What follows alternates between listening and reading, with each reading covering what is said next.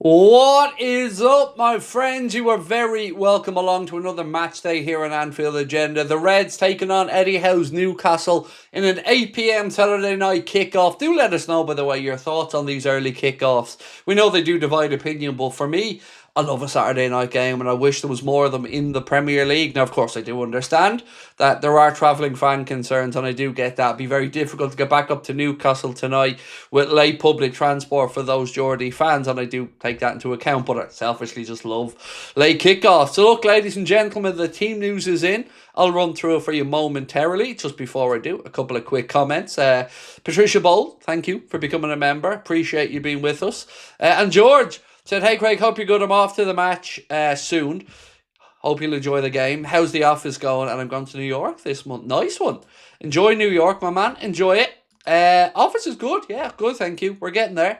Still taking our time with it to make sure it's right. But yeah, we're getting there, my man. We're getting there. So, ladies and gentlemen, enjoy the match as well, by the way, George. I forgot to mention that to you. Enjoy the game. Right, ladies and gents, the team news is in. And again, as you can see on screen, please just take that as an illustrative purpose. There we go. We don't know exactly who's playing where, but we think this is close enough. So in goal is, of course, Alisson Becker. We do welcome back Ibrahim Kanade today. Obviously, he'd been on compassionate leave after the passing of his father, and it's great to have him back in the team. So Kanade, Van Dijk are your centre-backs today. At left-back, Milos Kerkez. At right-back, we believe Dominic Szoboszlai. Your midfield of Ryan Gravenberch, Alexis McAllister and Florian Wirtz. And it's Cody Gakpo, Mohamed Salah and Hugo Ekitike through the middle. Your Liverpool bench today: Mamadashvili, Endo, Chiesa, Jones, Robertson, Nioni, Ramsey, Nallo and Engamoa. That is the Liverpool bench. For Newcastle, their team news has just dropped as well. It's Nick Pope in goal, and it's a back four of Trippier, Thiaw, Byrne and Lewis Hall.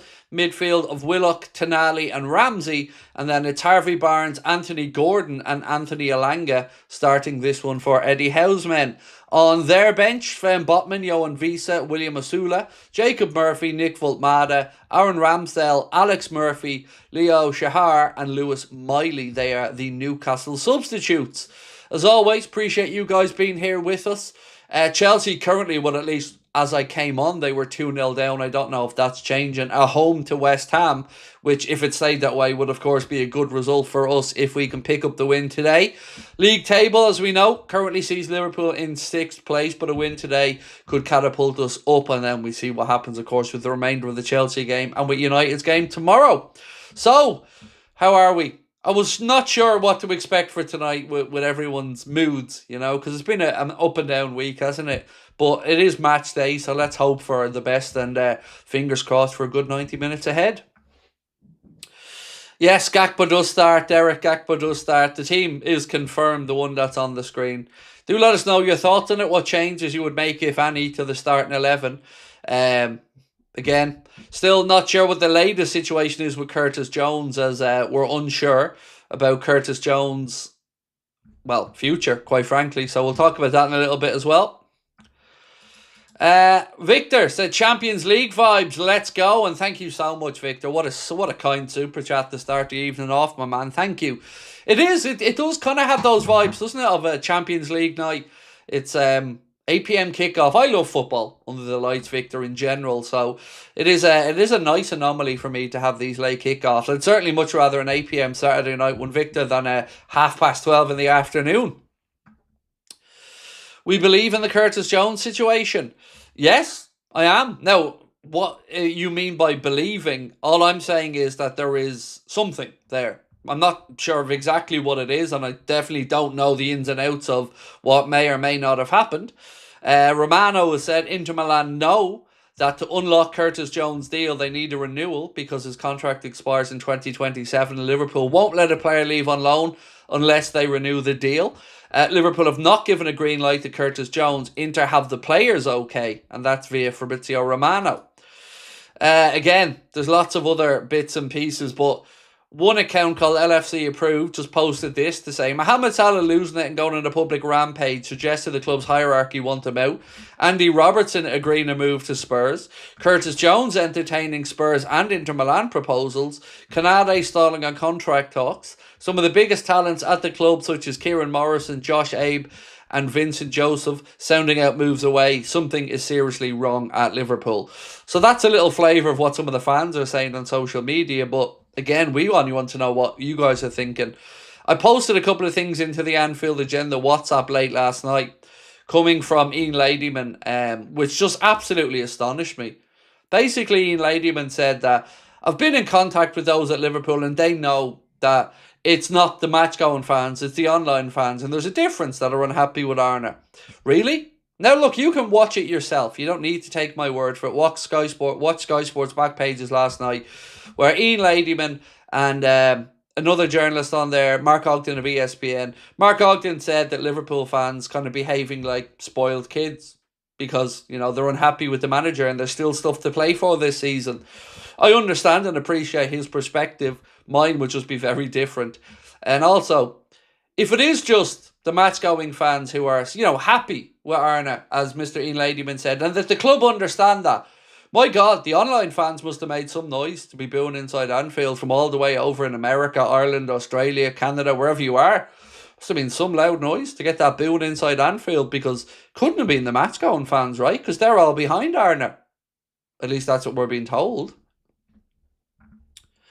That wound me up something fierce. It really did. But, ladies and gents, another good thing. Last reminder.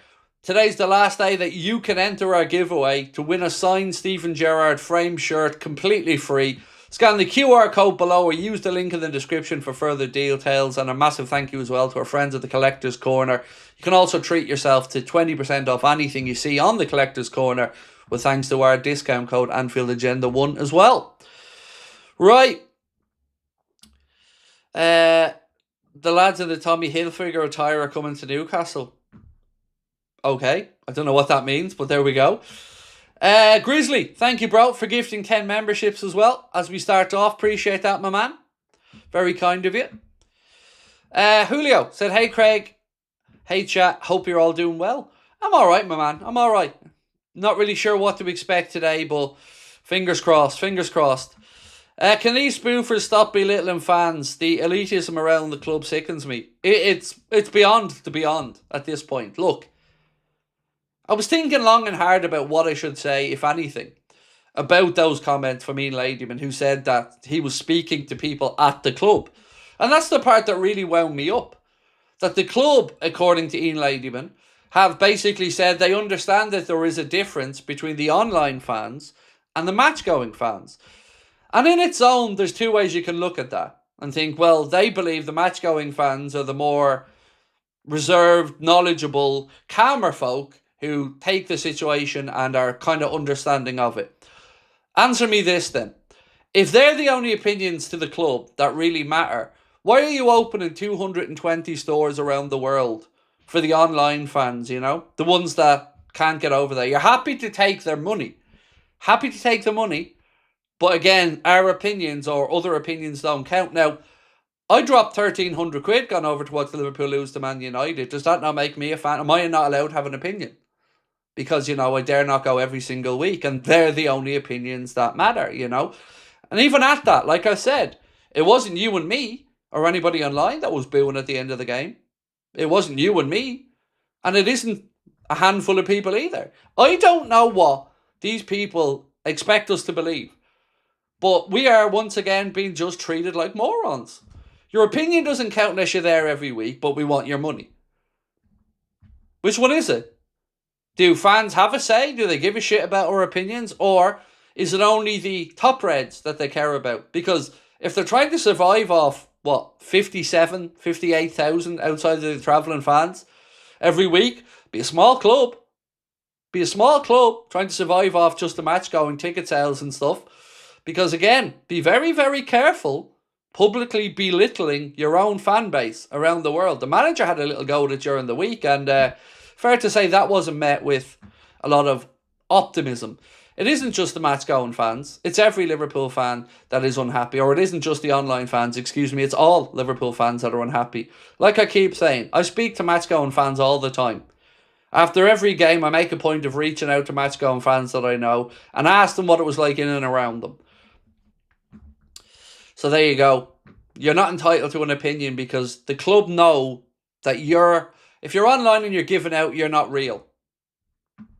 You're not real. It's not a real opinion because you're an online fan. And they love to make that distinction these days, don't they? Love to make those distinctions. Connor said fans supporting a team on the pitch shouldn't be misconstrued as backing of the manager. Exactly. You know?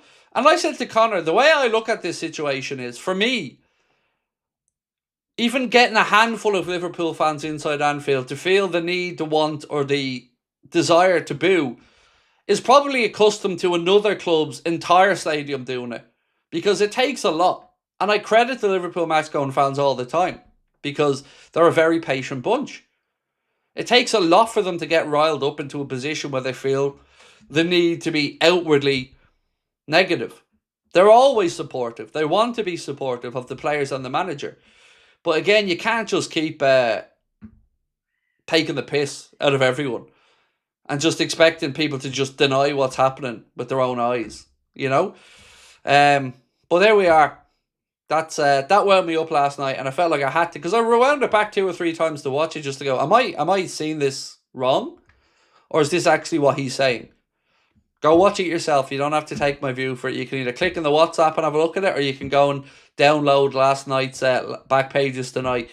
So, Mark Ogden said those who are calling for are acting like spoiled children, because, you know, what about the United fans then, and Mark, what about them? You know, the ones that have been moaning about their own club for ages, are they spoiled fans because they want better? Spoiled. All because Arna won a league title last year. That apparently gives him carte blanche to be whatever the fuck he wants forever, and nobody's allowed to have a negative word about it.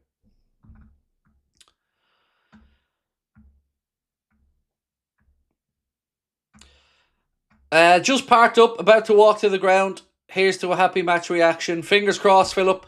Hopefully we are, mate. Hopefully we are. Yeah,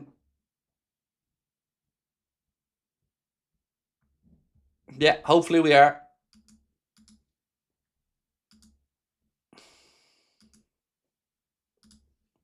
Sorry, just had to remove a quick comment. They're just trying to divide the fans, Craig, instead of pointing the blame to higher-ups. It's a very, very dangerous game to play, though. Like, I keep saying this. There's a lot more non-match-going fans than there are match-going fans. And if you want to try to insult the non-match-going fans who live in different parts of the world, or maybe can't afford to go over, or maybe, for whatever reason, have been to Anfield a handful of times, or whatever. If you want to insult them, then remember that when it comes time to flogging the Adidas shirts and the memberships and the overseas memberships and the subscriptions for the television, you know, all the things that the online fans need to watch the club that apparently they're only allowed to support when they're happy. Not allowed to be negative because their opinion doesn't count. Because the club know that it's only the match-going fans. Their opinion counts, and they aren't unhappy with Arna, according to Ian Ladyman and the club. Aren't unhappy. Again, must be some fucking booing online to get into the stadium.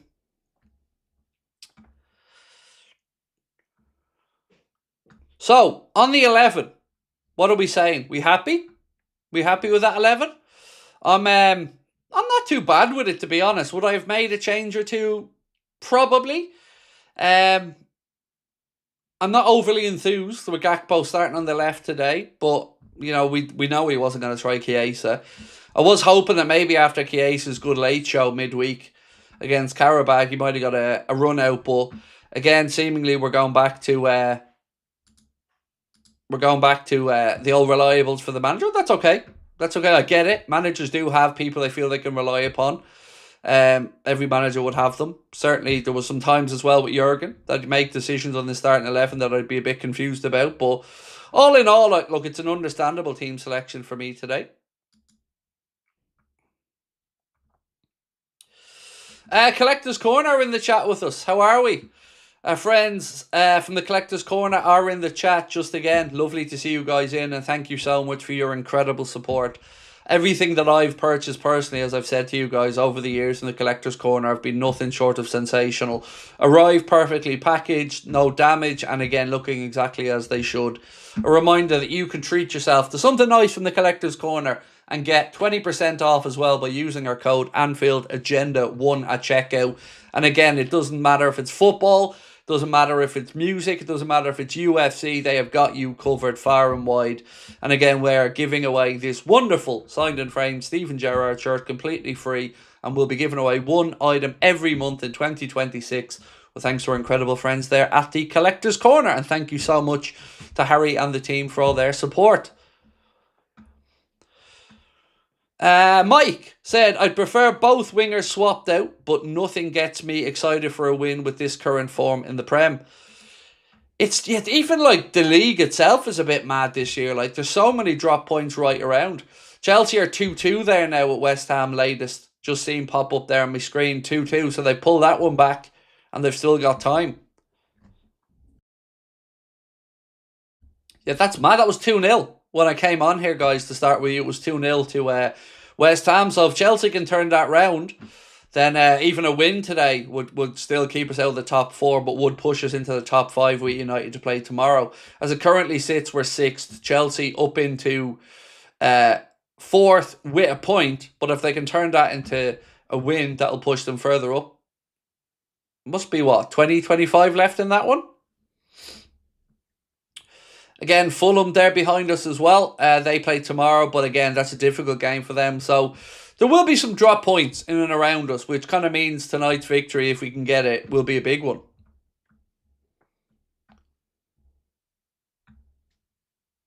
It's not the best Newcastle team selection. Yeah, I mean, I was definitely expecting Johan Visa. What it looks like they're going for is pace. That's what I see in that Newcastle team. It kind of feels to me like that's what they're going with, pace. You've got Alanga, Gordon, Harvey Barnes right across the front 3. So maybe they're going to try and catch us on the counter. But yeah, looking at it, there's certainly some surprises in there. If you look at their bench, Voltmata there, Johan Visa there. Neither of those two starting the game is a bit of a surprise in all honesty. So certainly they've come looking like they have a game plan that they want to get to go their way, and it's up to Arnott and the boys, of course, to make sure that we enforce our will and our style of play. How totally short-sighted is that reporter is? I live in the USA and I can't go to matches. What doesn't my $2,000 in new Adidas stuff count towards my fandom? That's an insult to me. John, I don't know what to say, mate, because I'm in a position where if I report what's actually being said and give a view on it, I'm negative. But I'm also in a position where, as somebody who is an advocate for fans that can't get to the game all the time, I'm in a position where I can't bite my tongue and don't want to bite my tongue. But honestly, like I said, I rewound it last night. If I wish I could play the clip on here for you, but I'd get in trouble. I watched it back over and over again just to make sure that I hadn't made a mistake. And that's what was said. I am paraphrasing somewhat with this, but Ian Ladyman said, I spoke to people at Liverpool and they told me, or they understand, that there is a big divide between the online fans and the match-going fans, and that they're aware the match-going fans aren't the ones being toxic. Something along those lines, and again, I am paraphrasing, but you can check it out yourself. And then we had Mr. Mark Ogden of ESPN saying that there's still stuff that Liverpool can win this season. So anybody giving out is acting like a spoiled child. I'm supposed to be told from United fans, Arsenal fans, Everton fans, loads of other fans in the media that work in football how to feel about Liverpool. And my opinion doesn't count. John's opinion there doesn't count. Doesn't matter, John, you know. They'll take your money, but you're not allowed to have a say. Unless it's, this is what I've said before, and I'm going to continue to say it. There's no room for a dissenting voice in Liverpool. None.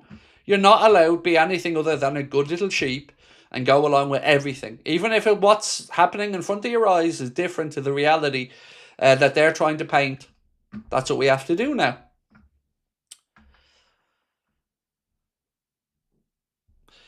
Haley said, I'd be so proud to own a Klopp shirt and it would look stunning hanging on my wall. The guys at Collector's Corner, that could be possible as well. So keep an eye out. Like I said, we don't know. We haven't decided yet with them what's what's going to be the February prize, but do keep your eye out, Haley. Grizzly said, will Slot have the stones to give Rio some time since he had the winner last time? Does Xabi not want to come mid-season? Slot has lost all support from the Pittsburgh fans. But you don't count. You don't count, Grizzly. So, doesn't matter if you've lost support. You don't count, mate, remember? Did you not get the memo? Jokes aside, be interesting, yeah. Like, I posted in to the WhatsApp last night, like, this was Rio's game. When we think back to the earlier one in the season, we certainly will think, like, Rio and Gamoa, well, he was the one that came on and scored that winner. And what was a mad game. We went 2-0 up, they were down to 10. They got it to 2-2, and young Rio had that magical moment that got us the points. And certainly, I thought at that point he was going to kick on, but we haven't seen as much of him as maybe we would have believed. But look, tonight's another opportunity, Grizzly. Maybe the manager, in fairness, Arna did give him 25, 30 minutes midweek against Karabag, which certainly was good to see. So let's wait and see if he gives him an opportunity tonight.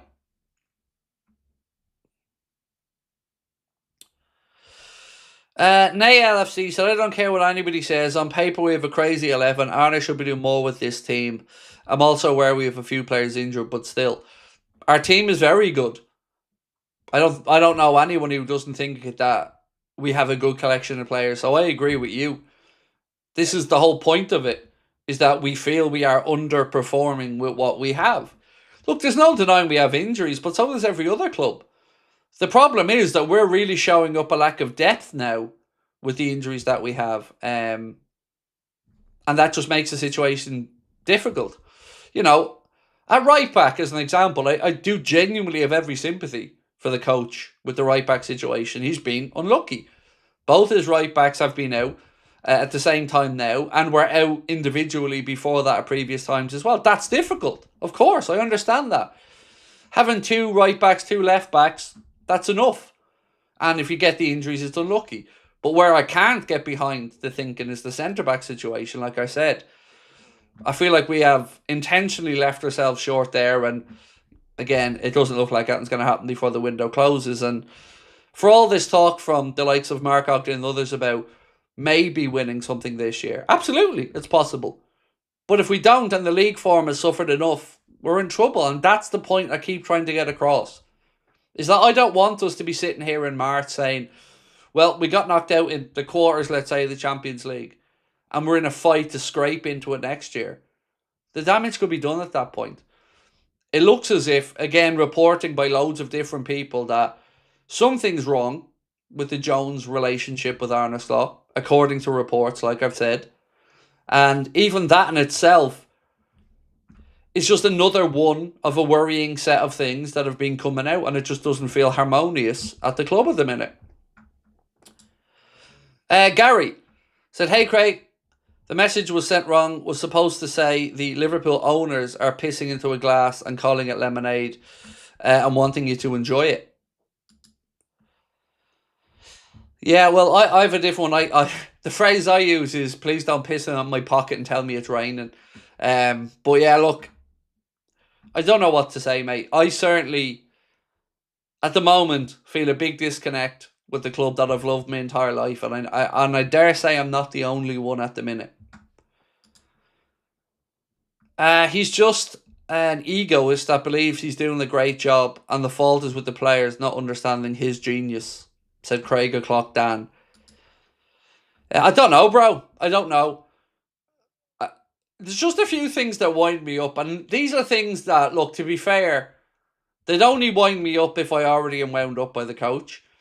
And the modelling of the PEC's Vola stuff, that absolutely just, I couldn't believe he did that. I couldn't imagine Kloppo going back to model a Mainz kit halfway through a season with us when we're failing. I couldn't imagine him doing that. It just, and again, what's the point of it? Is he in training to become a mascot? I don't get it. Christina, how are we? Yes, we can still win something, but as the top 8 in Champions League is made up of about 5 Premier League teams, the chances of us actually meeting a team from the Prem and winning is only about 50-50. So we're looking like, if all goes to plan and the teams we think win, it's probably going to be one of Juventus or Atletico Madrid for Liverpool in the last 16. Now, respectfully, I would expect us to get through those ties, whoever it is, Juventus or Atletico Madrid. I would expect us to beat either one of those teams and make our way into the quarterfinals. But, like you've said, Christina, do I think the could lines up with likely to win the Champions League? And the answer to that is no. Because I even under Kloppo, in the height of our brilliance, I was never arrogant enough to think that we will win a Champions League, because you need luck. So is it possible? Yes. But again, winning the lotto is possible. The likelihood of it happening, this is what we're being left with now, is hypotheticals and not dealing with what we're seeing and the results in front of us. But we can only just keep doing our little bit and hoping that things turn. Happy match day. It's the hope that kills you, said Liz. Yeah, it's a tough one. It's a tough one, Liz, because I hate seeing fans angry and sad. And I hate then asking myself, are my real opinions, which are what I give you, have I strayed into toxic? Have I gone over the line? Have I gone too far? Am I losing the run of myself? These are the things. I had a big, long conversation with Connor about this earlier on. And I know what I'm saying is how I feel, and it isn't being manipulated to form an agenda against the manager. It is my honest, from the heart opinion. And the fact that happens to be very negative at the minute, I think reflects where I am as a Liverpool fan at the minute and what I'm seeing as a Liverpool fan at the minute. And the problem is that when I have a negative opinion, it's put out to quite a few people because our channel has grown. So I can understand if people want to label me as this, but I've only ever claimed to give you my opinion. And I just feel that way at the minute. And I can't help it, and I wish I didn't. I take no pleasure in all of this. I want us to be successful and harmonious, but it doesn't feel like we're getting through this together. It feels like one section have their fingers in their ears and don't care and are just plowing on regardless. And it doesn't matter what collateral damage there is, what frustration there is, what angst there is. It just feels like sometimes we're being asked to treat black as white, up as down, left as right. Would I take Bellingham to fill the midfield with Szoboszlai? Honestly, this is funny because I spent a long time wanting Jude Bellingham to come to Liverpool. It's definitely no secret. But the way he and his Real Madrid teammates go on, it's really soured my admiration of Bellingham. He strikes me, and again, I don't know Jude, but he strikes me over there as he's playing as somebody who's very entitled and comes across very entitled, as do a lot of those Madrid players. So at the moment, no, I wouldn't, which is nuts considering I was absolutely chomping at the bit for us to sign him from Dortmund. But he's a Real Madrid player, and like I said, we got to find our own way to move forward. And my fear is, like I said, if we don't get Champions League football, how do you renegotiate the contract for a McAllister and a Gravenberch and a Dominic Szoboszlai without that financial muscle of potential Champions League? So, and again, even at that, I find myself in a position where I'm almost sneakily converted into thinking, oh, well, Champions League qualification is enough. It isn't. It isn't, and it shouldn't be. Even saying it's the bare minimum, I think, should be an understatement. Because that wasn't the expectation of the whole club, including the higher-ups, in the summer. Derek said, Craig, we can't all be wrong about Slot. I know, all I'm saying to you, Derek, is they've gotten into my head and made me doubt myself. That's all I'm saying, mate. And it doesn't happen often. I'm usually quite clear of my own thought processes, but at the minute I genuinely am just asking myself, am I the problem? Am I part of the problem at the minute? And should I take some time away to just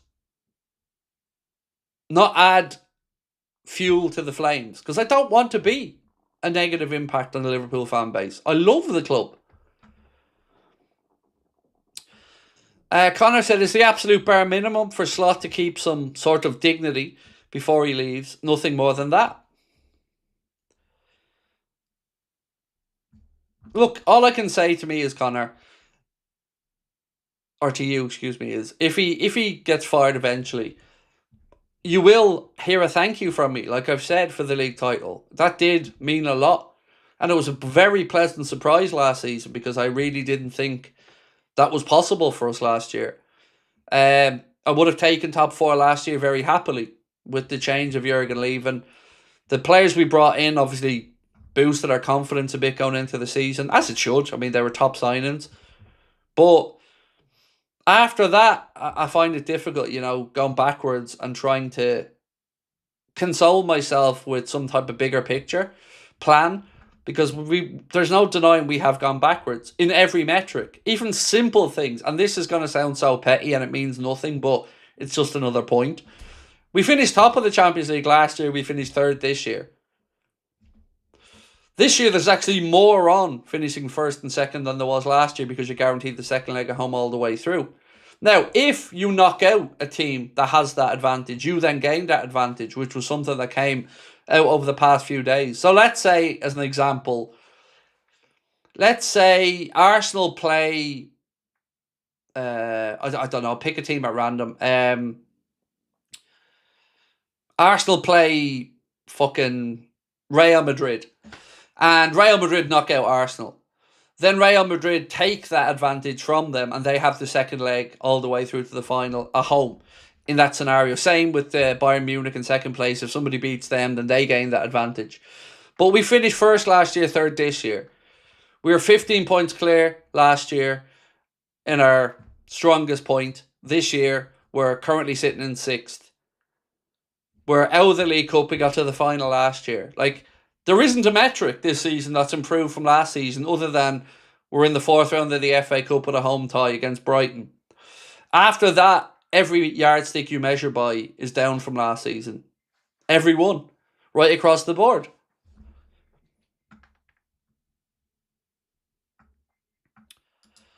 Graham Dixon, thank you. Scotty, thank you. Don't doubt yourself. Keep doing what you're doing and being honest. Well, all I can say to you is that these are my views. My honest, from the heart views. Whether they're right or wrong, I guess the course of time will tell. But these are how I feel. Right, so what else we got? Romano said this. Inter had an agreement almost ready with Curtis Jones on the contract and with his agency. He was keen on a move. Liverpool are not approving the exit of the player unless he accepts a new contract in the next few hours, but it's something that at the moment is not happening. My feeling is that if it's not this window, in the summer, something could happen around him and his contract situation must be sorted. Otherwise, he could really leave Liverpool in 2026. So here's my question, folks. How have we gotten from a position where Curtis Jones said that he lives and dies for this club, idolises Gerrard, even wears the boots, and loves the club to bits, which we know he does, right? I don't think anybody's going to doubt Curtis Jones' love for the club. So how are we in a position that all of a sudden he wants out? Or is even in conversation about a move out? How are we there? How did it happen that Salah needed to speak out? How did we get to a position where Andy Robertson was in a conversation and Liverpool considering selling up the Spurs? How are these things happening? Because it doesn't sound like a harmonious dressing room. It doesn't sound like the behaviour that's likely to come from somebody who really, really loves this club as much as both of them do. So I don't know about the reports of a bust-up between Curtis Jones and Arne Slot. I don't know the fact of that situation. But I do know it doesn't take a big leap to think it's possible with what we're seeing and what has broken over the last 24 hours.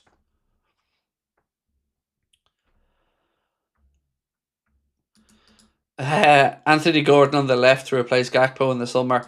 I think that ship has sailed for the Anthony Gordon move. We know how close it came. Was it 2 seasons ago? It really close. It was even, I think, there was a report suggesting that he told his England teammates at the time that he actually thought that move was going to happen. So, yeah, no, I don't think so. Genuinely, though, on the Anthony Gordon topic, quite surprised he's not, or he's starting through the centre tonight for Newcastle.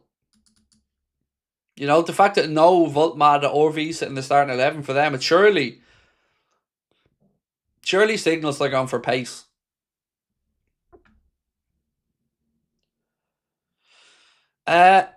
Algonzo said, "You're passionate and can't stand to see us losing, especially when it doesn't appear that we have a playing identity. Your voice is loud and sometimes that affects us, some of us. Much love." Thank you. Look, I don't mind. It's not about winning and losing. I've been around watching Liverpool long enough that I know we lose games of football. It's part and parcel of football. But it's the way you do it, right? And as I keep saying, all I want is the best for the club. And I refuse to acknowledge something that I don't believe in. So if something is being painted a picture of as being one way and I see it another way, I'm going to say that I see it that way. But I'm not going to lie, I'm in a position where I'm very, very close now to having to step away for a bit because it's getting beyond some of the pushback that I'm receiving because I can't bring myself to say what I want to say because I don't want to get in more trouble. But it really, I don't know. I find it harder and harder to do each stream, harder and harder to come on, harder and harder to bite my tongue from my true feelings about how the club are treating fans. And all fans matter. All fans are important. The match-going fans are, of course, pivotal. What happens inside the stadium, the atmosphere, that's important. Of course it is. But I can't help but yet again feel like the very reason we started this channel is only becoming more and more important, which was to give a voice to people who feel like their opinions don't matter or who feel like they're talked down to. That's what this channel was about. 2 Irish fellas who don't go to the game every week, who love the club sometimes from afar, but are feeling at times spoken down to as a fan. That was what this channel was started for. And that's why we've always said we're here to give a voice. We're here to give you a platform to share your opinions from far and wide, no matter how long you've supported, no matter where you live, no matter what you think. You're entitled to an opinion.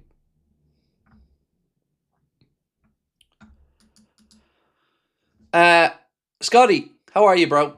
Hope you're well, Craig, and your family. Thank you. Best bloke on YouTube. Love your passion, and also shout out to your mods. They have to deal with the hate. My moderators are quite simply outstanding, and it's a difficult tightrope for them to walk because it comes in floods sometimes, a lot of opinion, and sometimes we get a few things wrong, and sometimes they get a few things wrong, and sometimes I get a few things wrong. But they are part of my family, our moderating team, and that's how I think of them, because I know I couldn't do this job without them. So I'm eternally grateful to Mark, to Keane, to everybody that helps moderate the chat. John Irving, how are we, John? Said, "I'm almost wishing we lose tonight. At the very least, we might see FSG remove our main problem by sacking him. Only if here's hoping." So again, for all the negativity people want to paint me as, I've never once said I want us to lose. And I'm not having a go at John there, by the way, because I've said this to other people before. I understand that sentiment. I understand the sentiment of, well, if one more loss does it, is that enough? I get it. I can never bring myself to want to see Liverpool lose a game of football. Couldn't do it under Hutchin, can't do it now under Slot. But I will admit to being at the point of thinking, after each bad result, is that going to be enough? I'll definitely admit to that when the bad result has happened, sitting here going, will that be enough? Will that get it done? Will they see it now? Martin Lawrence said, Slot can't use the full squad, promote youth players to first team, coach the defence, ignores obvious failures. Why are we sticking with this clown? I don't know, mate. I don't know. I said it before, it feels like those horror movies where you're in the audience in the cinema and you can see the murderer there with the weapon and you're screaming, move, get out, don't open that door. But you can't do anything about it. You know that the person in the movie is going to walk in, open a door and be confronted by the evil villain. That's kind of how it feels like at the minute as a Liverpool fan, just sitting back watching this thing that you love be damaged and the people that love it be damaged, and then be told for some reason that your opinion doesn't matter, but also, gives you money. Like I said, if the opinion of match-going fans is all that matters, or there's the only true voices listened to at the club, then don't bother your arse opening 220 stores around the world like you have done. Because those fans don't matter to you. You just want their money. They're not allowed an opinion because they're not real fans. According to, again, I didn't make this up. Ian Ladyman said he spoke to people at Anfield and they told him that the club were aware of the difference. The toxic online fans versus the match-going fans. Or maybe, just maybe, perhaps, the match-going fans are showing restraint. Is that possible? Because I've said it many times, it takes a lot for those ladies and gentlemen inside Anfield to get to the point where they feel the need to boo or hiss or be vocally displeased. That takes a lot. So my view is, if that gets to the point inside Anfield, you can imagine how the rest of us feel. Because they're understanding people and they respect the position of Liverpool's head coach. They respect that he won a league title. But again, they aren't idiots. They aren't stupid. They know what they're looking at. And what they're looking at ain't inspiring them. So, whatever else, there's just not that identity of this team to the fans, in or outside Anfield, that is connecting people. It feels like we are a rudderless ship at the minute, and we just don't have an identity of football. And the problem is Arne. That is the problem. His hubris, his arrogance, is the problem, in my opinion. Tree-striped liverbird. Craig, you're absolutely not wrong. Thanks for giving us all a true outlet for a Liverpool family. It's, look, I don't think I'm wrong either. But I've said something for years, and it just keeps proving to be correct. That there's no room for anyone to be critical. There isn't any room. They don't want it. And again, like I've said, it's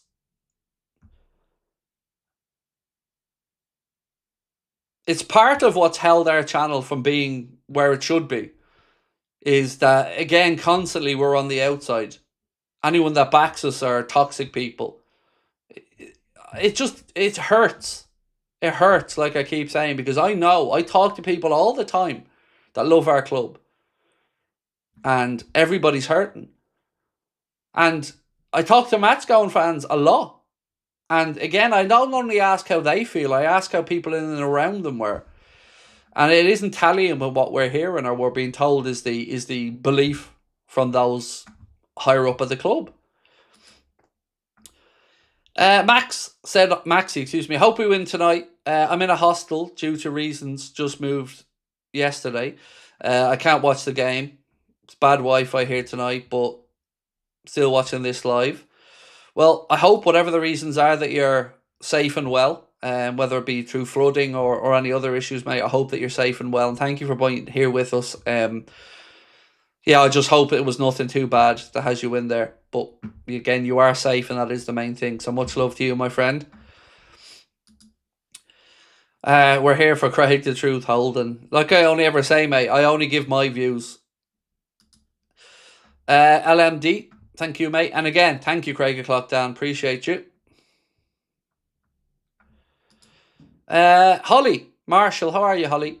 Said, hi Craig, Liverpool have been a light from my dark days, but your channel has taken over now. Absolutely love it. More grateful than you can imagine. Thank you, Holly. Because I tell you what, mate, like I said, I'm at a point now where I don't know how much more I have in me, to keep going, because it's tough. You can't, like, anywhere I turn now, it's tough.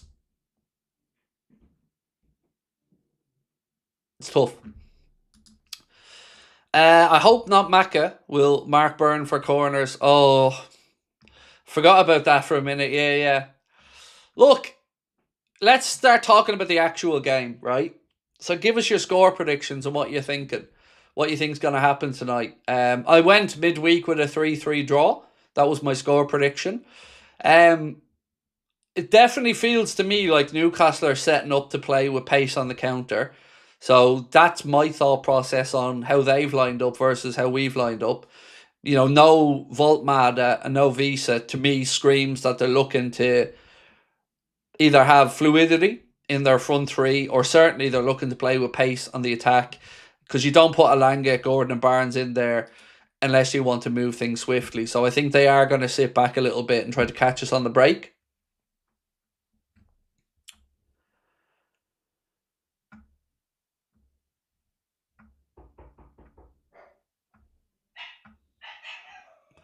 Paddy Walker said, Craig, you're probably wrong when people from outside the stadium are making noise. If you hear the way I'm shouting at Slot, you're probably hearing me from inside Anfield all the way from Cork. Who's at the door? Who was at the door? Oh, sorry. Somebody knocked at my door. I didn't know what it was. I was confused for a sec, but it was just the daughter getting a takeaway. You never walk alone unless your Slot has the title manager, but he isn't the man. Sorry. I think the pressure of his costly signings have buried him. Only buy what you can manage, not just names. Look, on the signings thing, I don't think that it's fair of us, or me, or anyone, to just point the finger solely at Arna on that one, because he's a head coach. So I would say it's Hughes and Edwards that are more in line for any of the critiquing around the signings. Yes, the manager has to knit it all together. Absolutely. That has to happen. But ultimately, they're the power brokers who make the decisions. And it does feel like we built the squad, but not enough. Like, Connor keeps saying this phrase to me that I think is right. Like, so many times over the last 10, 15 years, it felt like we're nearly there.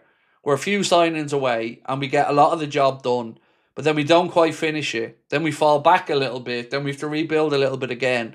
And that kind of feels like where we're at after the summer. Because, like, sitting here, I am not going to be critical of us signing Wirtz, Isak, Ekatike, Frimpong, Kirkhead. They are signings that I was over the moon with. But it is still leaving us short. And that's the part that's really wound me up in January, is I cannot believe we haven't got a centre back in. It truly astounds me that we haven't got one in.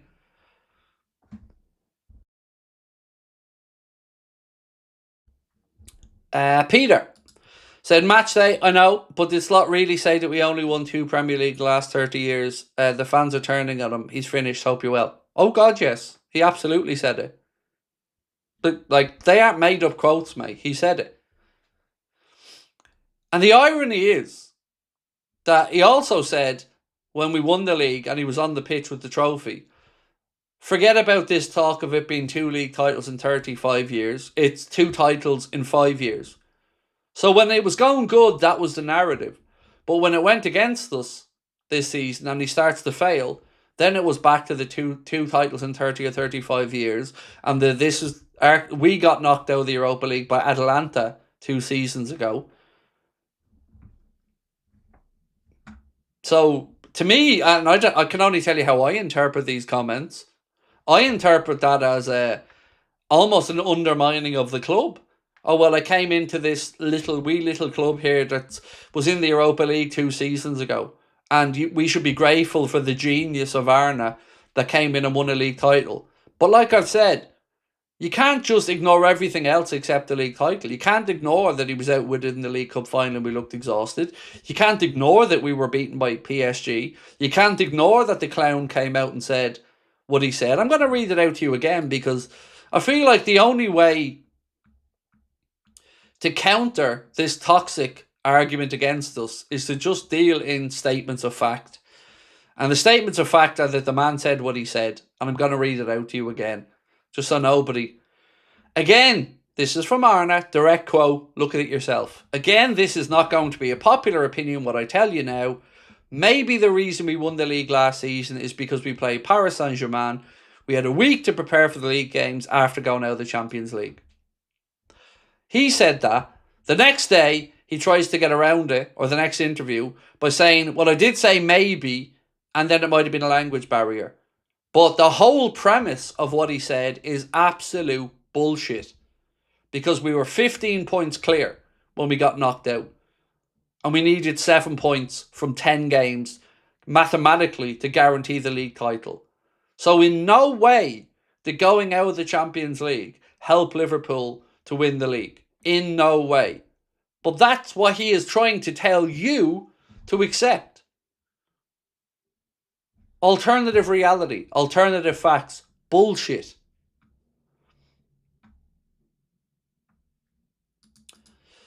Carbon said, remember Craig, you never walk alone, and I do think we win today 3-2. Yeah, it's got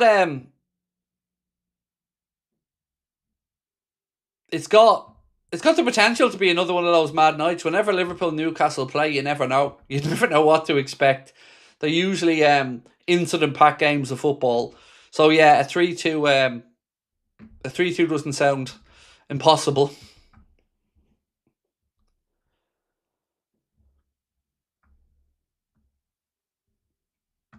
Oh, hang on, we're talking food now. Hang on. Stop the lights, we're talking grub now. What have we got? Mary saying chicken curry, salted chili chicken, spring rolls for me and the grandson. Oh, hello. We're talking Chinese takeaway orders now, are we? Right, let's get going. Tell you what though, honestly, it's been ages. I wouldn't say I'm exaggerating to say it must be 9 months since I had a Chinese takeaway. Yeah, I'm a boring person. I'm chicken balls, boiled rice, chips, curry sauce. Pull out the chicken out of the chicken ball, stuff it full of rice and curry sauce, and then you almost take the chicken to make a chicken curry separately on the side. So yeah, sorry, we have to have a bit of food talk. It always lightens the heart, doesn't it? Except it doesn't lighten down here, but hey ho. Janine said what he said was nothing to do with the language barrier. He prefixed it with this won't be popular. I know, you're right. And he said it in different interviews, so we knew what we were saying. Exactly. I'm with you, Janine. That was just an excuse to try to justify his stupidity when he was called on it. But I agree with you, mate. I do.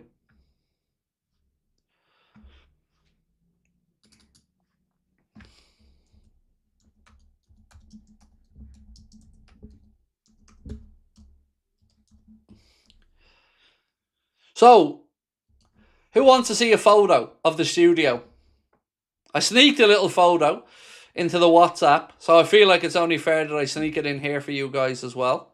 Let me show you a little sneak peek of where we're at. Now, it's not finished, so don't think it is finished, but let me just give you a little sneak preview of where we're at.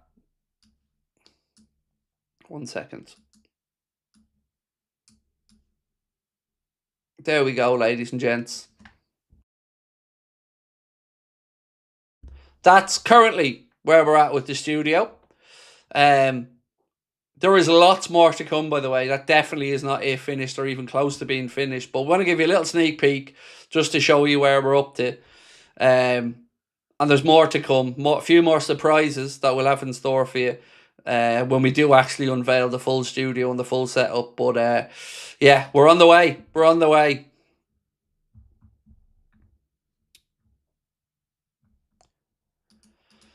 Jaden said, "Hey Craig, today's my 19th birthday.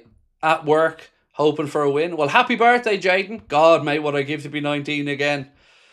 You know, that as I've gotten older, that phrase "youth is wasted on the young" is definitely something that I've gotten to understand a little bit more. Sad Isak won't be playing his old team this season, said Chasing Vlogs. Yeah, it is a bit mad, alright. Mate, you never know, we might catch them later on, Champions League, something like that, perhaps. So, still, but in the league, yeah, you're right. It'll be an interesting atmosphere for him to play in, let's say. But it was good to see him back at the Axe anyway, and we do wish Alex, of course, a speedy recovery. Connor said this, he wants to keep the chair, and I'm 50-50 on it. So what he means by the chair is this, the red chair. I don't think it matches in, the chair. I don't think it matches in. I think we need something white or black and far higher glossy. We can make the chair higher, obviously, but I don't know. Something about it just doesn't feel like it fits in to me. Maybe we'll do a public poll on it, Connor, at some point and let the audience have their say. Liz said, or Tipsy Dipsy said, "You're on wheels TV going into retirement." I haven't used that in ages. Yeah, the setup that I have now, mate, I have the TV on a bracket on the table in front of me, so I couldn't nearly punch the TV. I'm that close to it. So yeah, the on wheels thing, that was stopped a while ago. Xbox is Gamer says, "Hi Craig, hope you're well. Playing our best mid at right back instead of using youth team. We have one of the best youth academies in England. Slot." So the only thing I can say is, I'm wondering, is he going to do what we did maybe at the start of the season where we kind of almost use him as an auxiliary midfielder on occasion? At least we know with Dominic Szoboszlai, he'll have the engine to get up and down that right side and hopefully the pace to keep up with Alanga or some of their tricky wingers. So here's Arne's slot on Canade starting. He said, "I liked us defensively against Karabag. We didn't concede anything at all. But when Canade is back, he's a centre-back that's done so well for this club. It's really nice to have him back. That also means Ryan can play in midfield, which is his best position." Nothing really I can disagree with on that one. On Dominic Szoboszlai, Arne said this, "Off the ball pressing, there's not many better than him. And even on the ball, he's a very good player. Off the ball, the way he can press, how much he can run, that's something important to have in the midfield as well. But today we need him as a fullback. We have 3 other midfielders who now have the same job as Dominic normally does in midfield." So again, let's wait and see how this one gets on. But look, I can understand Dominic Szoboszlai at right back. I totally understand why he's done it. I just hope it works out for us today. Craig, will you join us in boycotting the World Cup? Well, I'm Irish, mate, so we've been boycotting World Cups quite a bit in recent times. And again, I'm going to need a bit more context. Why are we boycotting the World Cup? I'm confused. If it's anything to do with FIFA being scumbags, then sign me up, because I don't have any positive words to say about FIFA.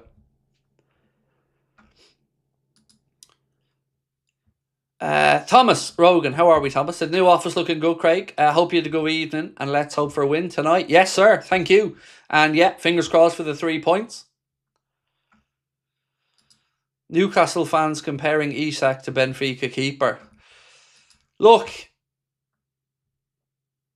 certainly no love loss between us and the Newcastle fans in recent years. I've always had a soft spot for the Geordies. I didn't like the way the whole situation with Isak went and how toxic all of that got back and forth. But I'm just happy we got our man. So, they're free to say what they want and act how they want. I just, again, would remind them the very thing that they're slating, mocking, slagging off Isak for is the same thing Johan Visa did. Only for, of course, he got to become a Newcastle player. And I understand the hypocrisy of football fans. I've been a hypocrite many times as a football fan. But let's not remember, or let's not forget, how Johan Visa got his move as well. Happy Lad, 69er, said, your channel has helped, you are valued. Thank you, man. Or has helped me, you're valued. Like I said, appreciate that, but I can't lie. I'm at that position now where I'm on the fence. I don't know where I'm at going forward because I'm hurting. I'm hurting, man. At the minute, I'm really, really fucking hurting because I don't like seeing what's being said about me.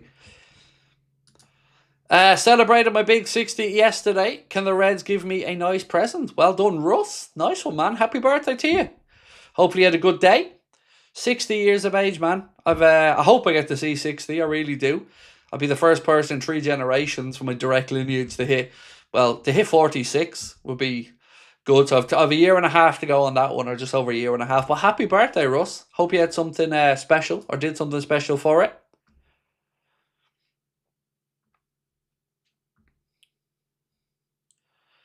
For someone asking about the TV swings out on a bracket. If you were asking about that, it comes out and turns full 90 degrees. So be able to watch the TV, no problem from where we are.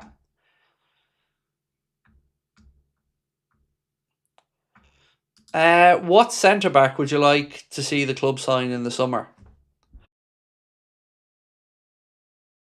So, I mean, look, the dream stuff's the Bastoni, isn't it? Something like that.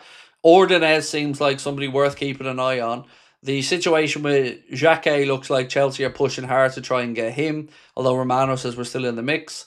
Other centre-backs. Look, I like Nathan Collins. I know I could be biased about that as an Irishman, but I like Nathan Collins. It depends, again, what we need to do, because we don't really know the lay of the landscape with regards to, do we need young centre-backs? Do we need another experienced centre-back if Canade goes? This is, again, sorry for repeating this, mate, but this is why I cannot get past the situation with Mark A and why we did not make that move happen. I cannot and will not be able to get my head around that. It just doesn't make sense. But Bastoni will be a dream. Collins would be a good option. I think Lacroix from Palace has been mentioned a bit. Van de Ven would be somebody who I think a lot of us would be quite happy with. But of course, you would have to acknowledge the injury concerns around him as well. Carbon said, when it comes to signing, by the way, folks, if you can, please do hit that like button for me before I read this one out. We've 10 minutes to go and we need 303 likes to keep up our 1,000 like record. So if you can, you know what to do. Anyway, sorry, Carbon. When it comes to signing, I think we should have gone for Rodrigo and go for Elise, Mane, Wharton, and Maros Llorente for right back, or Marcus Llorente, I think you meant. So the young lad Mane from Wolves, honestly, I think he's best served staying at Wolves for one more season, even if they're in the Championship. I do think that'll be the right thing for his development from a footballing perspective. Elise is a dream, and I would absolutely love Michael Elise to come in. Rodrigo, I just don't think is likely because, again, like I said, we don't deal with Real Madrid really with regards to buying players. And also his wages will be very high, which would... I don't know. I don't know if he would tick enough boxes to really make the same type of impact as I would expect somebody like a Michael Elise to make.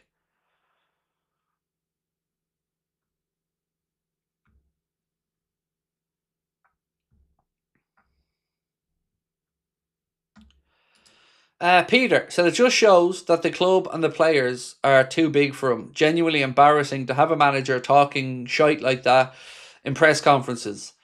But do you know, Peter, just to bring that back up, do you know what I find even more embarrassing?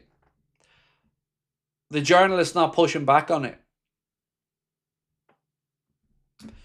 Like, my life would be easy if I just didn't call out journalists on stuff, because, you know, it usually comes back and becomes a pain in the arse for me. But that's what astounds me, Peter, is that they sit there and watch as he says all this shit, and nobody says, hi Arna, just to fact check you a little bit there, we were 15 points clear. when we were knocked out by PSG, and we only needed 7 from the 30 available to be mathematically guaranteed to win the league. I mean, why is that too much to expect that it's pushed back on?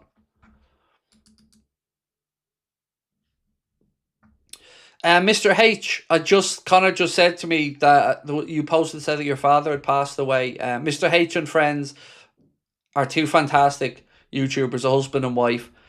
Do a great channel with some really cool food reviews and stuff and recipes and bits and pieces. I'm really sorry to hear about your father passing away. Truly, I know you just welcomed a beautiful new baby into the world not so long ago. And we sent you over a little welcome to the Anfield Agenda family gift for your little baby. And I'm so sorry to hear of the passing of your father. If you need anything, you know where I am, and I mean that sincerely. Regarding Youth Academy, why not hire the Exeter City Director of Youth? Pound for pound, they have a great production line. So it's weird when on the academy allowed one, because our academy's actually doing all right. Like Rob Page has done quite a good job since he's come in. The results have been good, but not a lot of them are making getting the opportunity to take that step forward into the first team. So that, you would have to say, probably lies with the head coach. I mean, I go back to that piece that Anfield Watch and Bench Bochak wrote, saying that they put on an exhibition day, basically, for the youth players alongside at the AXA, training nearly simultaneously. And Arna couldn't be arsed to go down and have a look at it. Some of the other coaches went, but Arna, according to the piece, didn't go and have a look at it. So again, it kind of makes you think, if you're a youth player, what's the point? And a lot of those talented youth players, like young Abe, are being linked with moves away. And there's even liking posts linking him with moves away. I'm confused. David, how are we, bro? What's your score prediction? I said 3-3 all week. I feel it's either that or we win by 1. So either a 3-3 or a score draw, or we win by the odd goal, which I would be more than happy with, because truly, even at the best of times, Newcastle at home I never look at as an easy game. So any win tonight and I'd be happy enough with it. Brian, how are you, sir? Hi, my friend. Not sure what you referred to, but you are loved and appreciated. Those who matter. Your amazing family, your friends, and the wonderful folks in the AA community. Thank you, Brian. It's been an absolute pleasure in my life getting to know Brian and his family over the past 4 or 5 years now. Yeah, truly always there for me as a sounding board. Should I doubt myself, Brian's always at the other end of a phone for a conversation to help me put things into perspective and give me a little bit of wisdom that he has that I don't. So yeah, thank you as always, Brian. Really appreciate that, and do say hello to Laurie and Vern for me, as well as, of course, your good lady wife.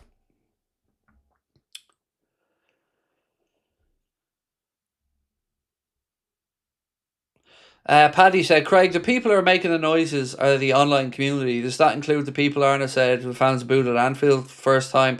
Yeah, so that was Paddy. They booed, he didn't hear it, then he admitted it, then he thought, well, they probably went home and regretted it. That was another one of his comments.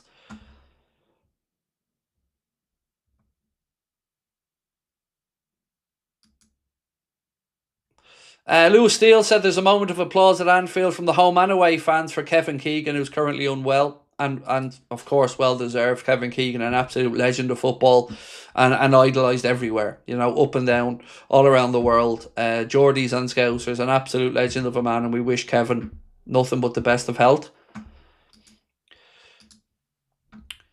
So, Arne Slot on if Liverpool players feel confidence, he said, I think they do, because hardly any time this season they felt they were not good enough to play a team we face. Maybe 1 or 2 games, 1 or 2 halves, other teams are better than us. In general, that's where you get your confidence, but conceding late goals, which led to negative results, usually leads to a lot of criticism. So that doesn't help confidence. I think everybody's looking forward to a home game at Anfield against a very good Newcastle team. But fans can't applaud stuff they're not happy with, though, Arne. You can't expect fans not to react to what they see. Fans react positively to positive stuff and effort, and fans react negatively to stuff that they don't relate to. Will Coleman, how are you, Will? Here as usual, Craig. Much love, my friend. Thank you, Will. Appreciate you. Right, ladies and gentlemen, we are moments away from kickoff. So, a quick reminder. Today is the last day you have to enter the first giveaway with thanks to our friends at the Collector's Corner. You can win a signed Steven Gerrard frame shirt completely free. Scan the QR code below or use the link in the description for further details. Also, you can get yourself 20% off using our discount code Anfield Agenda 1. Anything you want from the Collector's Corner. If you scan the QR code in the bottom corner of the screen there, that will automatically put on the discount code for you there at checkout. And again, thank you so much to your friends at the Collector's Corner. As well as that, if you want to submit your player ratings, again, you can scan that QR code because that will bring you the big one that was on screen into the Anfield Agenda WhatsApp.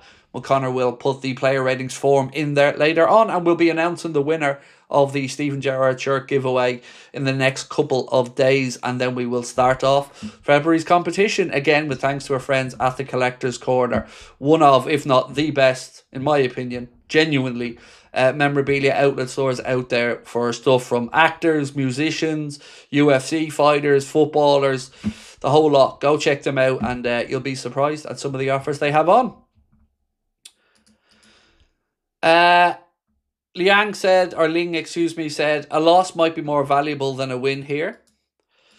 Be kind to my friend Craig. I love that phrase, Liz. It always makes me smile when you say it. Thank you. Up the Reds. Much love, Craig. My good man. Thank you. Typical values. Appreciate you as well. Right, ladies and gents, real quick, let's run through the 11 for the Reds. In goal, Alisson Becker. Right back, Dominik Szoboszlai. Left back, Milos Kerkez. Your centre-back pairing for the day is Ibrahim Konate, who returns after the loss of his father, and we wish the Konate family all the best, and Virgil van Dijk. In midfield, it is Alexis McAllister, Ryan Gravenberch, Florian Wirtz with Cody Gakpo, Mohamed Salah, and Hugo Ekitike. Wishing you a good game of football from a Man U fan. Thank you, sir. Appreciate you, and have yourself a lovely weekend as well, bro. I know you guys are playing tomorrow. I would wish you well, but you know, I can't really wish United to do well, but I respect you, my man, and thank you. Right, Simon Hooper is your match official for this one as well, ladies and gentlemen. The two teams are on the screen there in front of you, as you can see as well. Newcastle looking like they're going for pace and counter-attacking pace with Elanga, Anthony Gordon and Harvey Barnes up top for them. A reminder, both their strikers, Wout Mallet and Visa, are on the bench. Liverpool bench today is Endo, Chiesa, Jones, Mamadashvili, Robbo, Nioni, Ramsey, Nalo and Rio Ngamoa. Newcastle bench, Botman, Visa, Asula, Murphy, Voltmada, Ramsdale, Murphy, Shar and Miley. Right, folks, the Reds attacking the Annie Road end first half. We are about to get underway, and we are off. Newcastle knocking the ball around at the back before eventually going long into Liverpool's left-hand channel. Ball goes out off Anthony Elanga for a Liverpool throw-in. So do your best, I'll sit back and take you through the game as best as I can. As always, hoping, fingers crossed for a Reds win.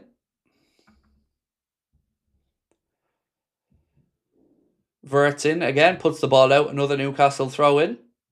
Be interesting to see if Newcastle get up to their time wasting antics that have wound me up quite a bit over the last few times we've played them.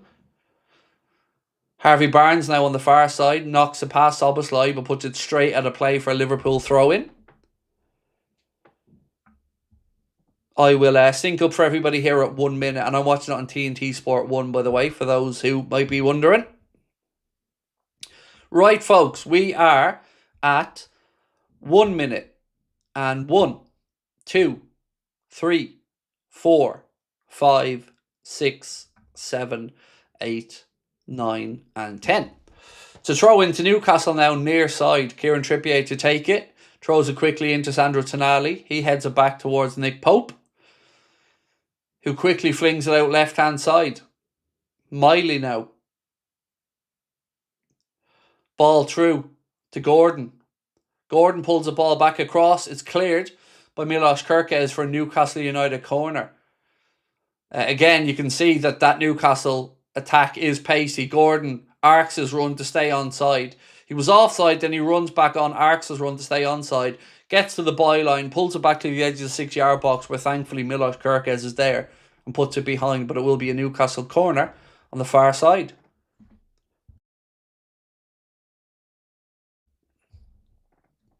Right, boys, come on, defend.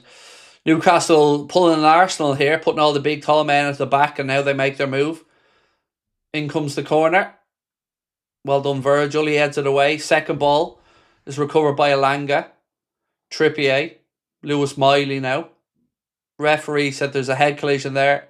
Or excuse me, there's an injury apparently. Excuse me, not a head collision. It's an injury to Joe Willock, who's gone down holding his right leg. So the referee stops the game.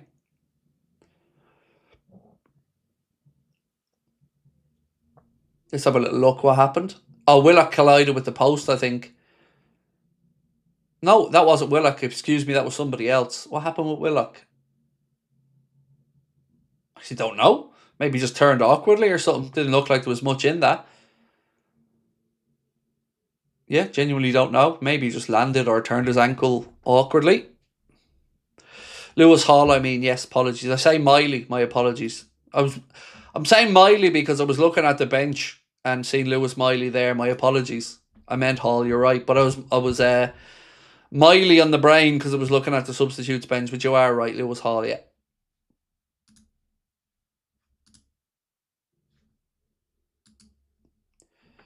Camera pans, of course, there to Alexander Isak. Robo Chiesa having a little chat as well. Jones in conversation with Nioni and young Rio. At least the bench seem to be in good spirits anyway.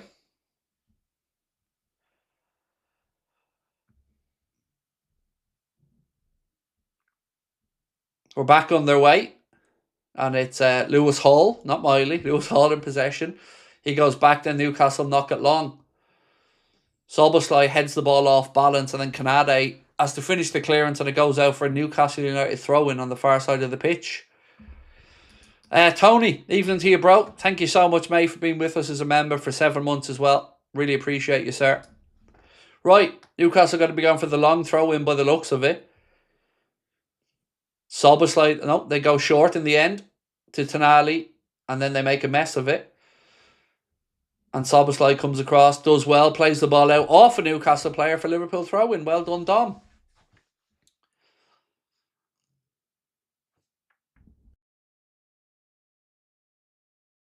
Yeah, Newcastle a little bit too clever for themselves there, made a mess of that throw-in, but Liverpool have it now in the right back position. Ball play into Gravenberch. He tries one into Ekitike, but it's won back by Tonali. Now Anthony Gordon. Elanga slips back in towards Gordon, but there's too much on it, and it rolls through to Alisson Becker. Not much action outside the Liverpool half so far, folks, and we're almost 5 minutes in. McAllister spreads the ball across to Wirtz. Now out to Mohamed Salah.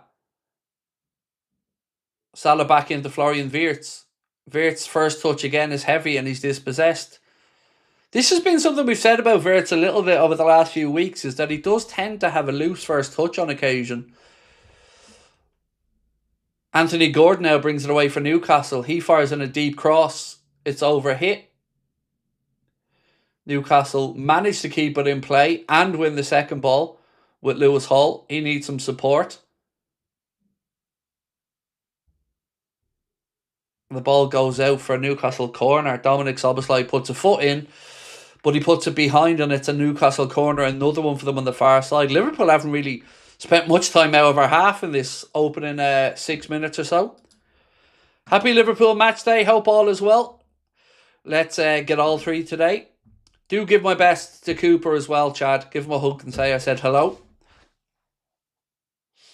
Glad to hear that new pump is going well. And yeah, do say hello to Chad for me. Or excuse me, Chad, do say hello to Cooper for me. Right, Tonali. Corner for Newcastle. Ball in. It's flicked on. And it goes behind. Be another Newcastle corner, this time on the near side. Again, just being penned in at the minute. We've nothing on Frimpong yet, mate. Nothing that we've seen definitively to give us any type of time frame on what we are looking at with Jeremy Frimpong.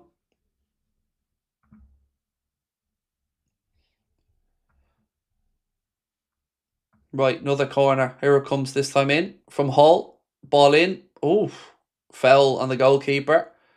Alisson's not happy about it, which is unusual. It just takes a lot to rile up Ali. But yeah, he was fouled, shoved back into his goal. Let's have a look. Who was it?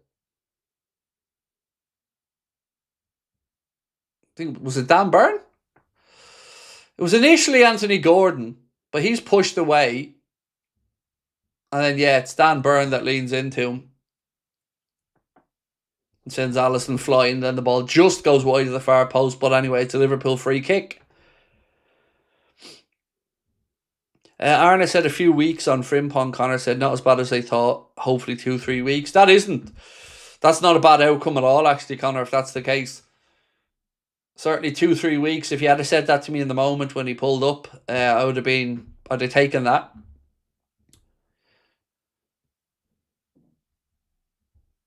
Again, Newcastle have the ball, one back in midfield. Anthony Gordon's been everywhere for them in the opening exchanges. Tonali now.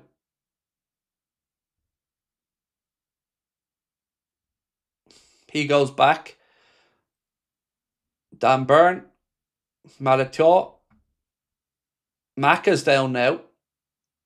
An off the ball incident. The referee says there's nothing doing. What happened? That's... fuck's sake. Get up, Macca. That's embarrassing. I'm sorry. That's fucking embarrassing.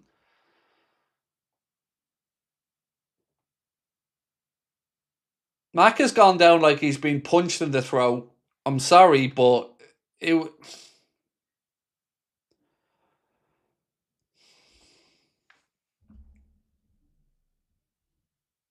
I'm sorry, lads. That's embarrassing. I can't get on board with that from Macca. And he's still down. Like, come on. It got him here, and he's holding his throat.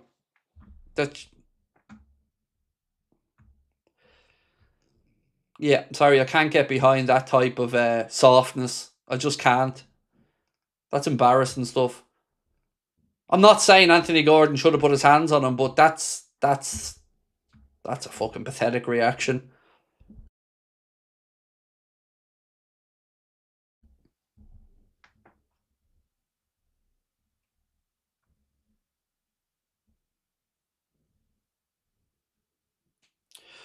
Les said, I don't think it was that soft.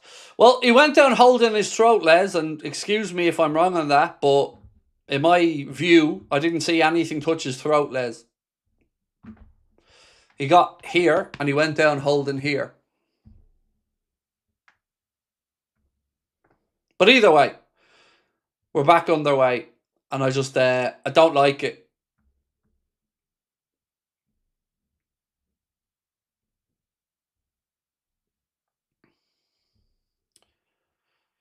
Connor, apparently you've been wrong. Newcastle's lineup has two captains there, Connor. Now you've been told. Right, free kick to Newcastle. One of those two captains about to take it. Ball in. Dan Burn wins the initial header. Second balls. Newcastle have it with Lewis Hall. Anthony Gordon back to Hall. Szoboszlai's out there with him.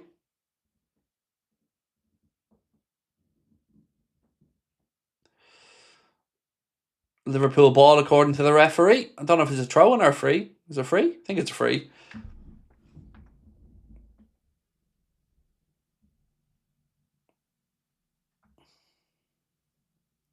Ooh, that's snide. That's got to be a yellow, yeah. Anthony Gordon came in late on Alisson, trying to close down a back pass, but that was clearly late. So Liverpool play the ball, Alisson takes a touch, and Gordon goes in to try and block him. That was late. Cannot have any arguments about getting a yellow for that.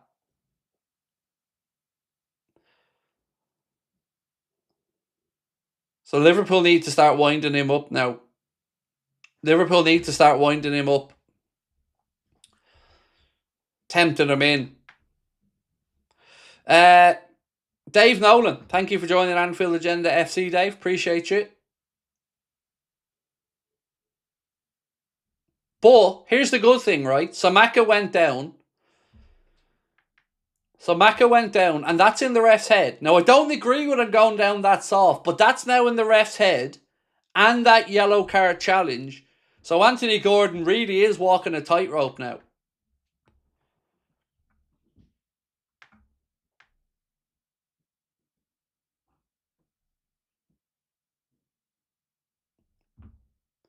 These are the type of things where we have to stand up now and show we can stand up and match that physicality.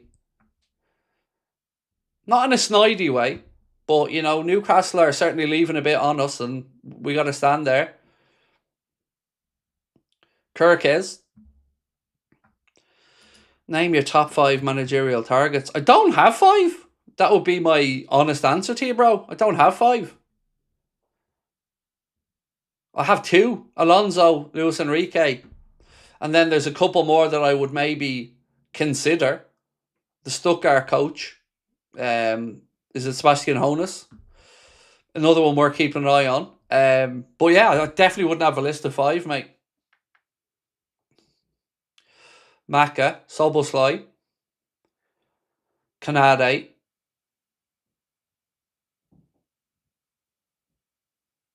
to Virgil, back to Kanade, across to Dom.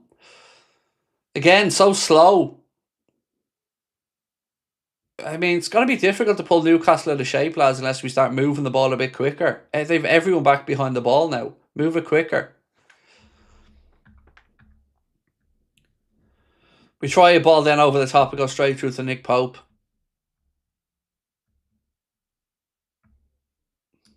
Can you give a shout out to Zach and Eve? Of course, Zach, Eve, how are we? Have a lovely evening. Hope you're having a good Saturday night, and thank you, my friend, for your support. Appreciate you. Yeah, nice one, Zach and Eve. I like both those names as well, by the way. Well done, Cody. Lovely bit of work from Cody Gakpo to get away from his man. Direct runner from Cody. He felt there was a late challenge on him, but the referee said it was a fair one, and now we're back inside their own half. But that was good work from Cody Gakpo. Resisted the press, then got away from his man and drove straight at the heart of that Newcastle defence, but they eventually crowded him out. Salah into the right channel, cross in, headed away by Dan Burn. Holly said, feels like we're the away team, no intensity. Can I ask you what the sound is like, guys, coming through inside Anfield? Because obviously it's on mute here for me, so I can't hear anything.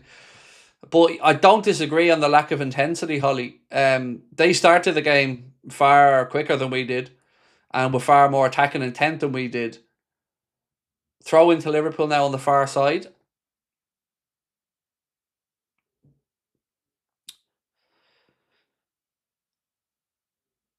User K101 said it's loud. Good. Nice. If the atmosphere is loud, that's great. Chad said good sound. Brilliant. Absolutely. That's what you want to hear. Good stuff.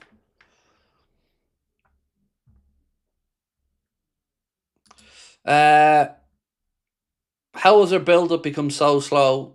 It's a lot of shit. I don't like the build-up play, mate. I don't. We did a breakdown of a piece written by Laura Hunter on Sky Sports during the week. It's definitely worth a read if you have the time. Maybe I'll read out the section on slow build-up play at half-time if you remind me. But it is certainly something that you're not imagining. And it is every bit as important as you think it is to our play. It just gives everybody a chance to get back into position, doesn't it? And it's harder then to break down a team that's back in shape. Wirtz now pings a ball out to Salah. Unlucky. Tried to pick him out. It was good vision, just a little bit too much on it for Salah. Good. Glad to hear the atmosphere is good inside. That's great to hear. That's what you want.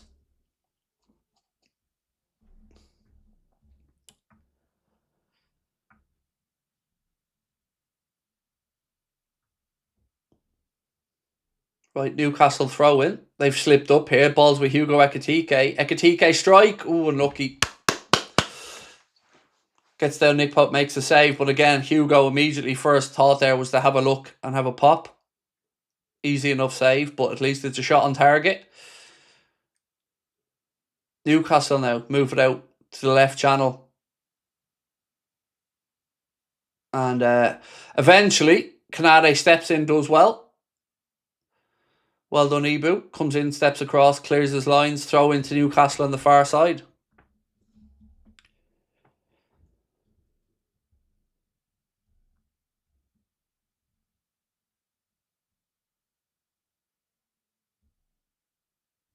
Right, they're going to go for the long throw, and it looks like this time.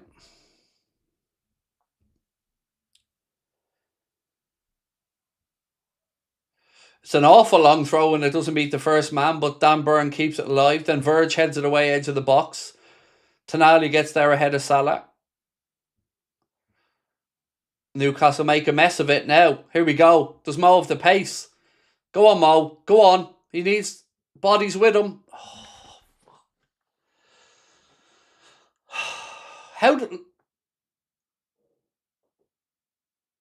So we had a good counter-attacking chance, and the fact that Mohamed Salah couldn't out-sprint Kieran Trippier worries me. And then, of course, he couldn't get his head up to look for Wirtz and Ekitike, who were making the run late. I mean, the fact that he didn't have the pace to get away from 708-year-old Kieran Trippier concerns me. Logan said, "Hey Craig, watching from the Netherlands tonight. Thanks Surfshark for a tip. Hope all is good with you, mate. Happy to be here, and hello chat. Always lovely to see you, my man, and you're a well-travelled man on the old internet. Fair play."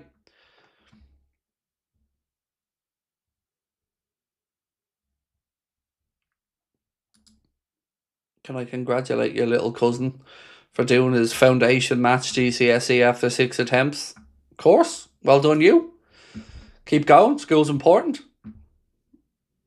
Didn't give up. Kept going. Fair play. Nothing but respect. Well done to you. Will, wasn't it? Newcastle now on the counter. Anthony Gordon, ball in behind. Cross in, Virgil puts it out, another Newcastle corner.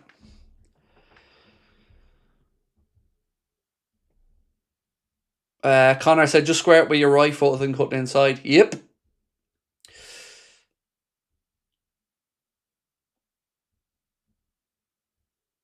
It did feel like, again, a good wasted chance there that a couple of years ago, I think Salah would have got away from him in a heartbeat. The pass needed a little more pace. It took him away from goal. Right, but he could have knocked the ball back in front of him and ran across the front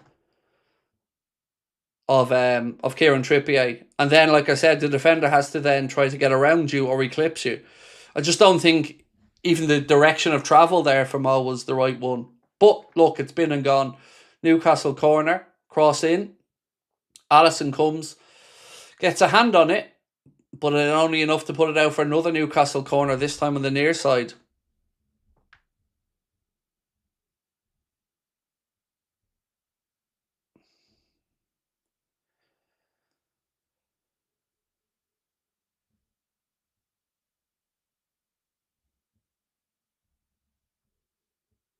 Musgrave said, "Harsh, Craig, he did out-trip, but then broke attempt cross."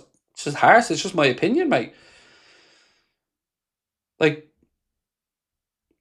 look at it this way. We had a counter-attacking chance where Salah had 5 yards on Trippier, and he never got away from him, and he didn't get the cross in, and he didn't pick out a man. I mean, you can say I'm harsh as much as you want, but that's a good opportunity wasted. And one that I would have expected Mohamed Salah to be able to get the ball and run directly across in front. So Trippier's coming here, Salah runs across him like that, and then he can't get back past him because he either has to trip him up or he has to go back around him. But either way, as Connor said, he could have just used his right foot and squared it as well.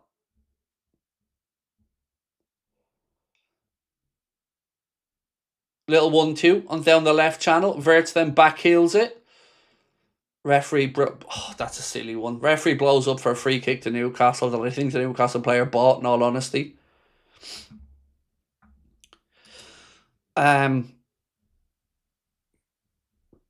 Salah pretending to try ever since Slot joined.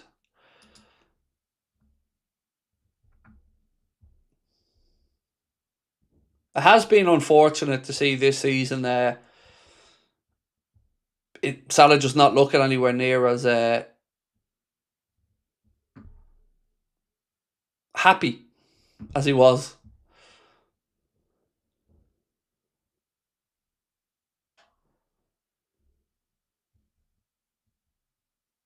And the reason, maybe I was a bit harsh with the pace thing, but the point is we haven't had much here in the opening 22-23. And that was that was a good chance. So, maybe I am a little bit critical, but like I said, we haven't had much here in the opening quarter, and that was a good counter-attacking opportunity.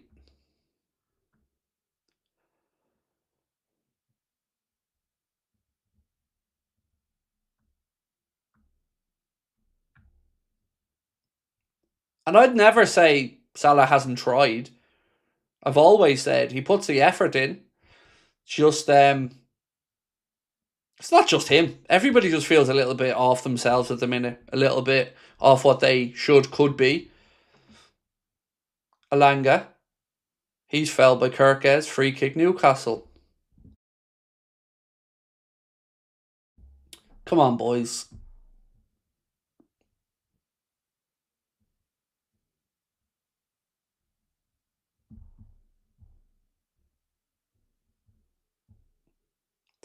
Again, it feels like another one of these games that Newcastle are almost content for it to be stop-start. And they're going down, getting free kicks. And it suits them, but it doesn't suit us. They move the ball out now left channel. Szoboszlai needs help. Free kick in a good position here. And Dom needed help. Dom was isolated. He had two men there and he was on his own. Harvey Barnes then cuts inside and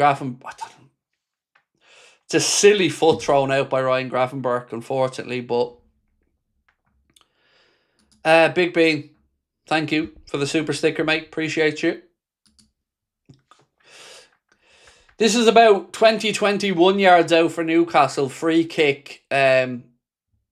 It's about 3 yards outside the left-hand post. To the left side of the D. The very edge of the D on the left side of the penalty area. Alisson setting up his wall.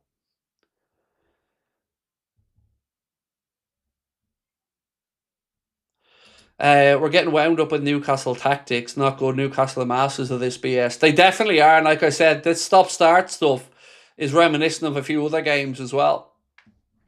Not just against Newcastle, but a tactic teams have employed against us.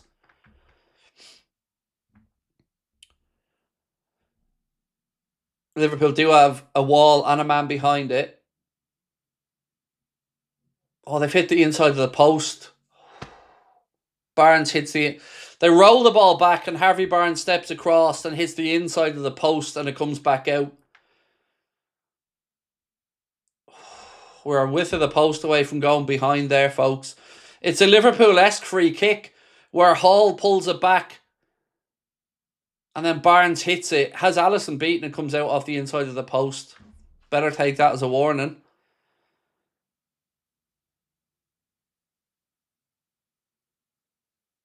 Another switch of play. Another Newcastle corner. Oh, fuck me. Come on, boys.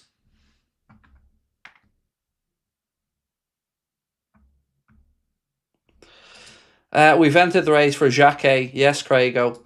Have we?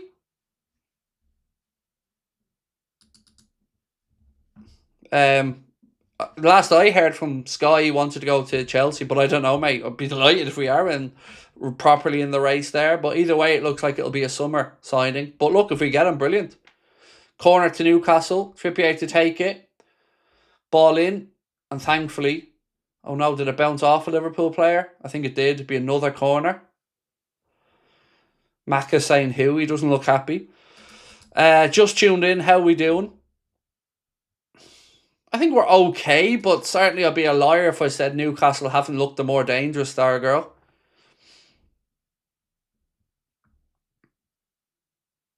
Another corner in. Dan Burn header. Cleared away from Gravenberch.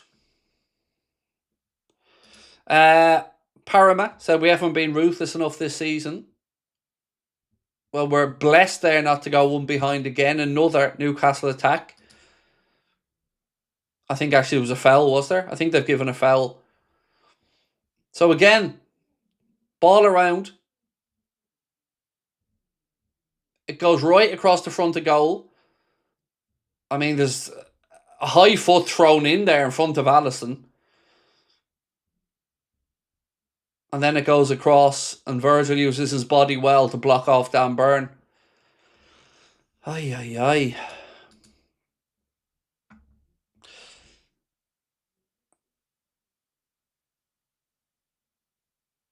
So, Ben Jacobs said, Liverpool have entered the race for Jeremy Jacquet alongside Chelsea. No permanent signing is expected this winter, but Liverpool keen on Jacquet for the summer.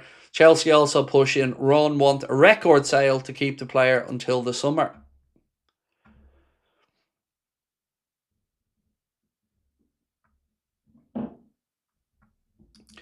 I put Liverpool most corners on my builder bet. Yeah, that's not coming in for you, mate. Sorry. Corners are truly a fascinating statistic in football. Hang on, one sec. Newcastle on the attack. It really is. Oh, Jesus. Another silly free kick that gives Newcastle a set piece in a crossing position. Canade doesn't even feel he fouled the Newcastle player. The Reds in the front row don't think he fouled him. Let's have a look. I think he got a touch on that, did he? He got a touch on that ball. That's not a foul for me, by the way. I think Canade's been done dirty there by the referee. I don't think that's a foul at all. I think the referee's been sold a pup there. What are we saying? I don't think that was a free. I think Canade got the ball. Are we playing at Anfield? Yes. This is a joke, for fuck's sake, said Julio Cesar. We are playing at Anfield, mate, yes. Right, free kick that they shouldn't have had. Hall and Trippier over it. Trippier puts in a cross. Again, well dealt with this time. Strike.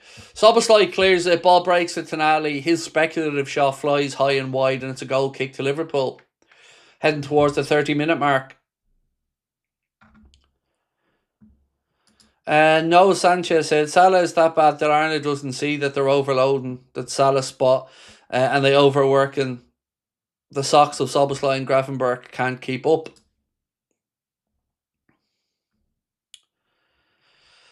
I'm sorry, but this ref every game is shocking. Oh, Hoopty Hooper's not great, mate. I'm with you on that one. Yeah, no, you don't. We've no divide on that, bro. I'm with you on the state of Simon Hooper officiating. But then again, you know my thoughts on the majority of the officials these days in the Prem.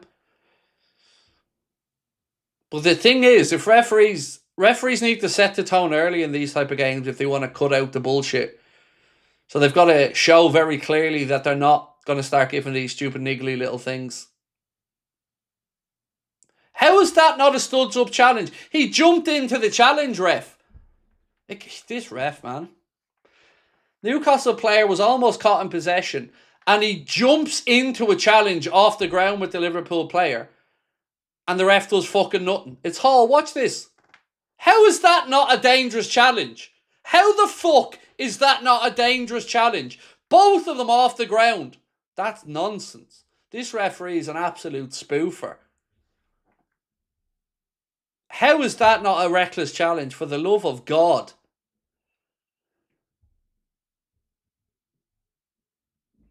And Anfield were right there on his back, so well done to the stadium for letting the referee know their fucking displeasure. Szoboszlai out to Salah.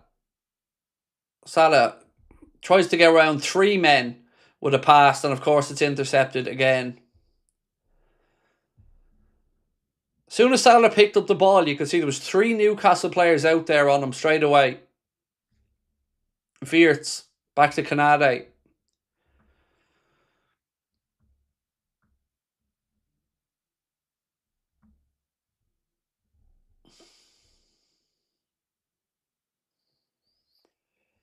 Gravenberch slips it into Hugo. Oh, unlucky. Unlucky Hugo. Hugo tries to lift it over. So the ball's played in. He times his run, I think, very well. It's a difficult angle. He tries to just lift it and Pope sticks out a hand and gets a block on it. And then it's cleared by Trippier and it goes behind for Liverpool corner. Unlucky Hugo.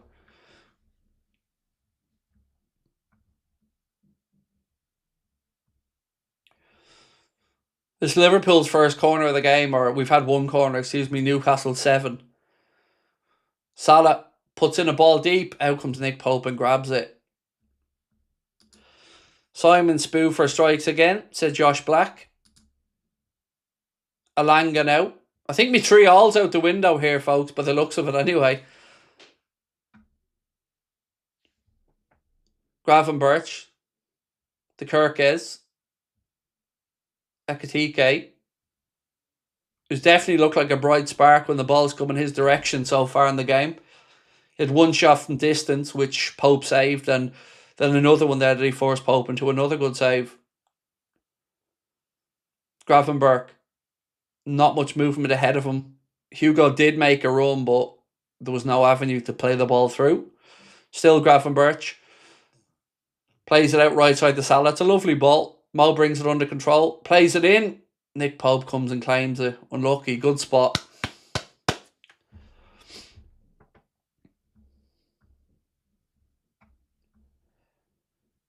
It's a good switch that.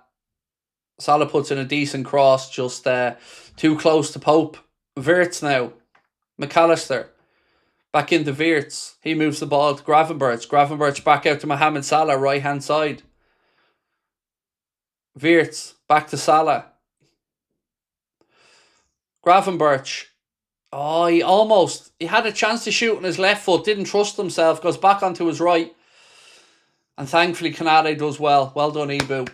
Newcastle tried to counter. Liverpool players backtracking. They tried to thread a through ball through to Anthony Gordon, but Ibrahim Canade got his position and spot on and cut it out. And now it's with Dominic Szoboszlai.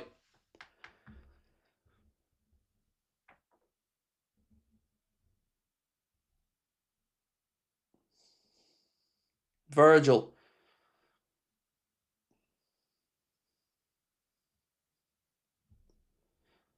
Gravenberch. Excuse me, Gakpo, my apologies. Gakpo goes to ground. Doesn't even look like there's an appeal, to be fair. So I've no idea what happened, but he's still down. Liverpool in possession now with Gravenberch. He shoots. Comes off a Newcastle player. Gakpo gets back up to his feet. Then Newcastle have it with Elanga. I have no idea what happened there with Gakpo. I'd like to see a replay of that, but Newcastle now. Left side. Szoboszlai again needs a bit of help. Ball played in. Comes to Anthony Gordon. His strike, 1-0 Newcastle. Anthony Gordon, 1-0 Newcastle.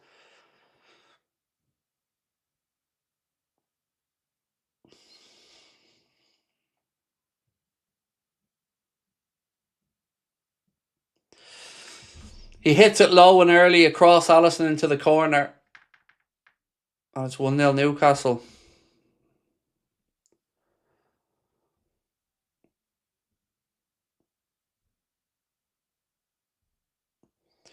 So, Newcastle move it into the left channel. Szoboszlai again needs some help out there as Newcastle. Look, there's no help.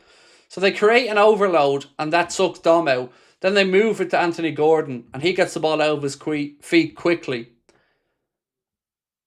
Out of his feet, through Kirkes' legs, which kind of blocks Alisson's view. Kirkes tries to throw himself at it to get a block in, but Anthony Gordon guides it through his legs past Alisson into the far corner. It's 1-0 Newcastle.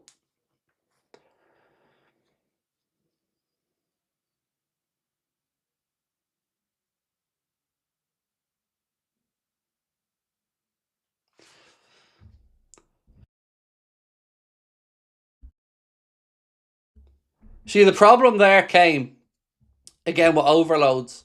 Szoboszlai had to cover a runner and the man on the ball, and Liverpool were left stretched. And Newcastle, again, made us pay. Two crazy creamy steak poker pies ready to heat up. Well, you're going to need them, mate, because the Reds aren't going to fuel your hunger. Anthony Gordon has been gunning this game. He's been playing very well for them, like I said. Yeah, he's been all over the place. And again, Liverpool create a chance. Malik Thiaw gets in, puts it behind for a Liverpool corner. 37.5 minutes on the clock. It's 1-0 to Newcastle so far at Anfield.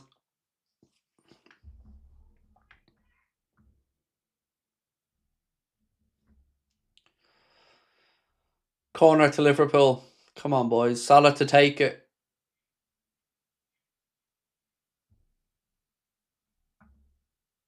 Ball fired in. It's an awful corner. Cleared at the near post.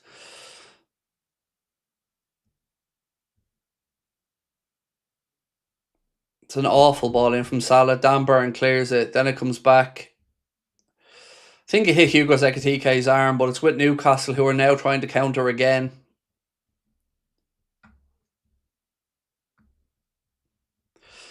Itachi said, sack this clown, this will never end. And the board want to give him more time. Sack him. Gordon again, another shot. Alisson palms it, and Kanade has to pass it out and block it. It's just Newcastle swarming all over us. There's no fucking intensity in this Liverpool team anymore. Gakpo now.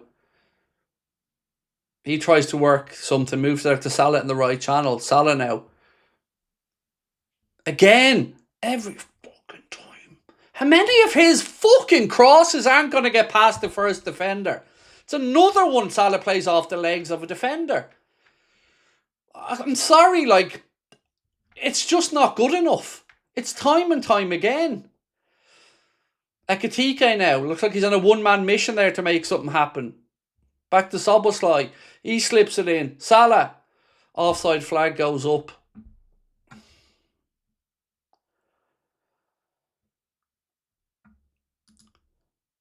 Rule 1 when closing down a defender. Don't open your legs, said Brian Smith. That's funny. That's the same rule I gave to my daughter going out for a night out. Rule number 1. Sorry, I had to inject a bit of humour, mate, because if I don't, I'm going to cry. Hey, Chucker Brothers, are you watching this shite? Said Stevie Boy. Arne Sloth, bye-bye. Arne Sloth, bye-bye. Said Noah Sanchez.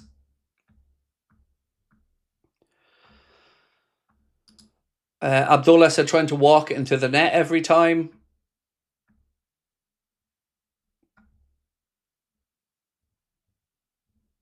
Ekitike. Newcastle's goal certainly looked like it sparked us into life a bit.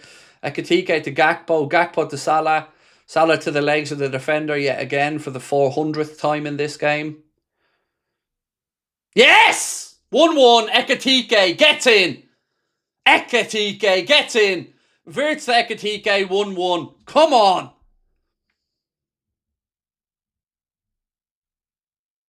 Better. Well done, Wirtz. He goes on a mazy dribble and then toe pokes it across to Ekitike, who makes a run across the near post and puts it in to make it 1-1. Come on! I have to say, get shabby, let's save this season.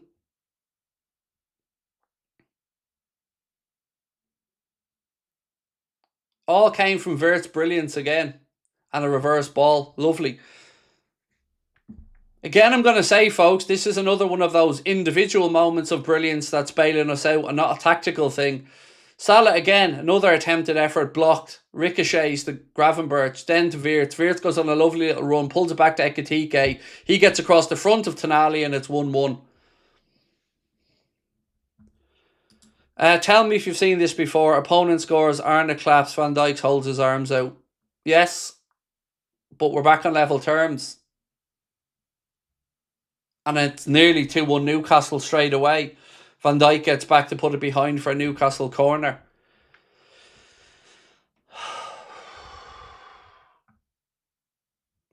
I didn't know Anthony Gordon was a scouser or in the academy. Yeah, He came through Liverpool's academy, then he didn't make it, and then he went through with Everton.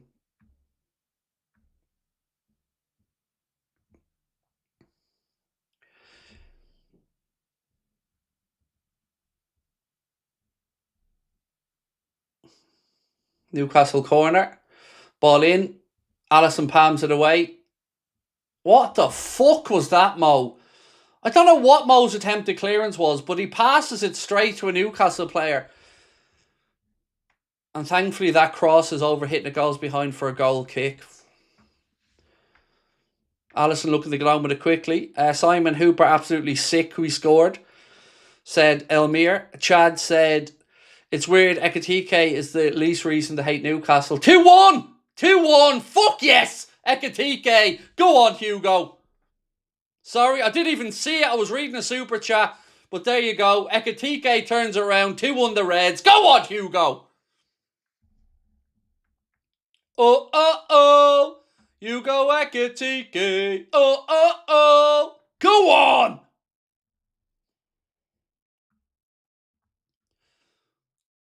Ali gets on with the goal kick quickly. Ball goes to Kirkes. Kirkes plays a lovely ball into a position for Hugo Ekitike.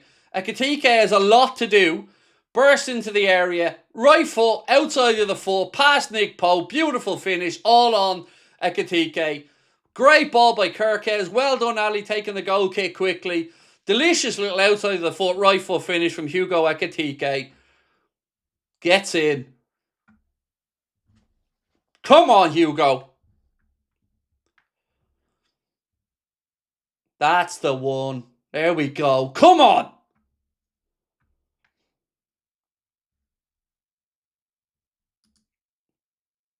You don't blame it on the sunshine. You don't blame it on the moonlight. You don't blame it on the good times. Blame it on the boogie. There we go. That's a lovely little turnaround. We'll take that, folks. 2-1 up.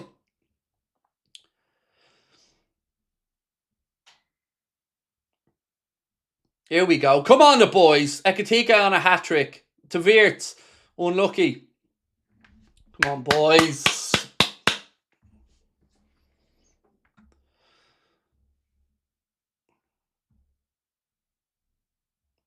There you go. Ekitike on a one-man mission. I fucking love that, man.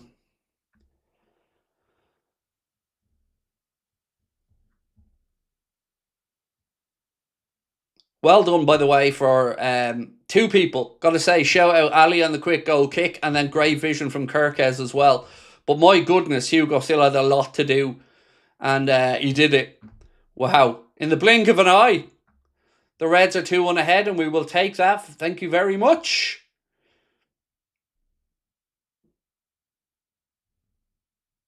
Canade uses his strength well. Goes back to Alisson. 5 minutes added on at the end of the first half, folks. 5 minutes added on by Hoopty Hooper. Yes, Dom. There we go. Go on, Dom. Go on. To Salah.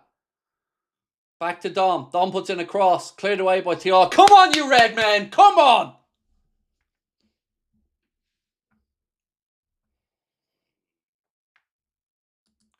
Fair play to Ekitike. He's a quality player. And Newcastle wanted Ekitike, said Chase and Vlogs. I know there was an interview this week where he said, I'm at the club I wanted to be at. Well done, Hugo. Hugo proving why he picked better team. Hat-trick, said Jaden. Oh, mate, I'd love a Hugo hat-trick.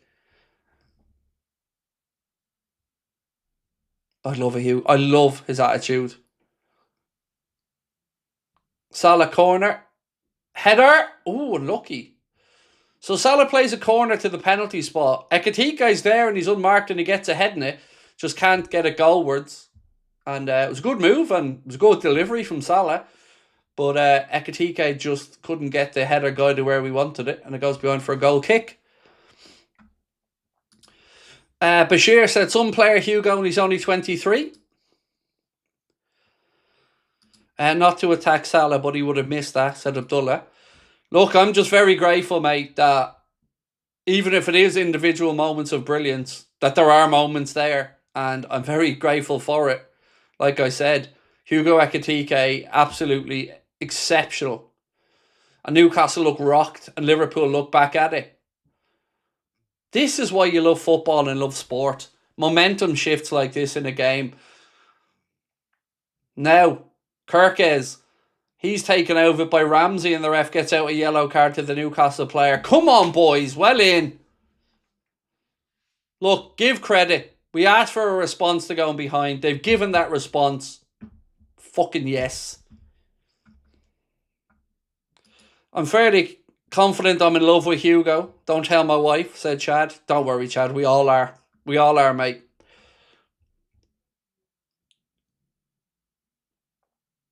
I'll be upstairs with the missus later on and I'll be saying, Hugo, down on me.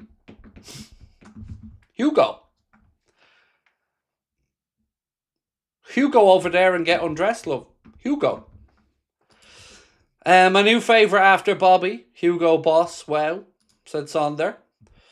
What a way to turn it round, though. Go on. What a response. Well done to the boys.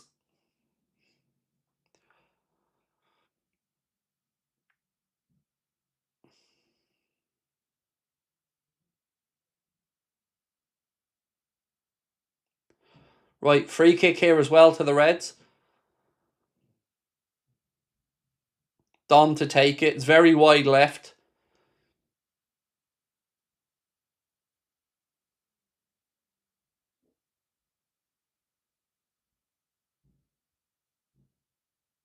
Ball in.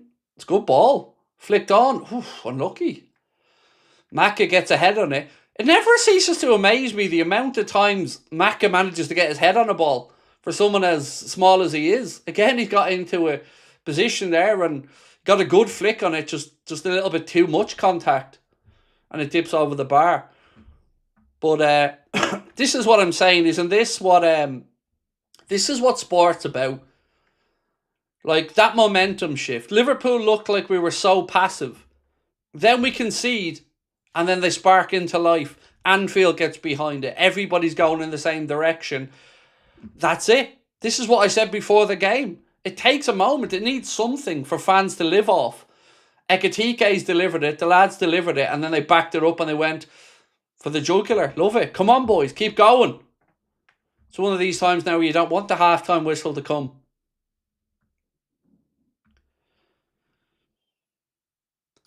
My new favourite after Bobby, Hugo Boss, said Sonder. He's just a lovable old fella, isn't he?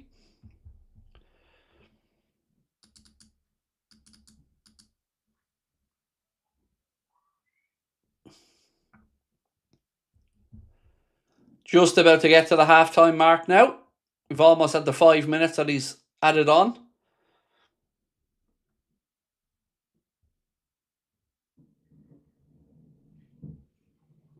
Kirkes goes back to Allison. Maybe me 3-3 is still on, but I'd rather be 3-2 to us or 3-1.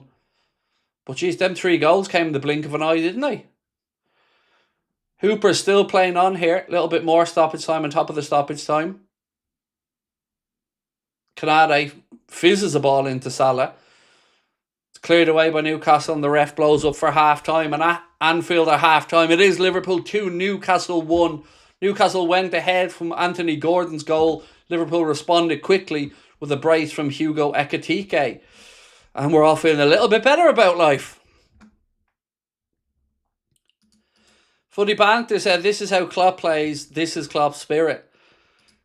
Look, this is why I'm saying I love football under the lights. Because I couldn't imagine a moment like this in a 12:30 on a Saturday. This is the beauty of football under the lights for me. I don't know, you can never measure it, but it feels like the atmosphere just ratchets up a notch with footy under the lights. And yeah, credit everyone for turning that one around. You know, it was an answer that we wanted from the players after quite a meek opening 30. We went behind and they responded. And that response was emphatic, the response was quick, and the response deserves praise. Whether it was a managerial tweak, whether it was a player, whatever it was, we've turned it around and we're 2-1 ahead of halftime, and I'm absolutely happy enough with that one.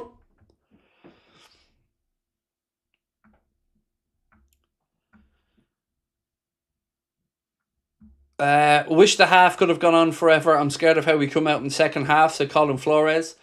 It's going to be an interesting second half, all right. But look, I'll take that one. After going 1-0 behind to turn it around that quickly and go 2-1 up, I'm sure everybody else is as well, relieved and happy. Like you said, though, wish the halftime whistle didn't come because we really had turned that game around and wrestled back control of it. It was, it was good to see. They still had that in the tank. That was a quick turnaround from pissed to happy, said Chad. Yeah, absolutely. Absolutely, mate.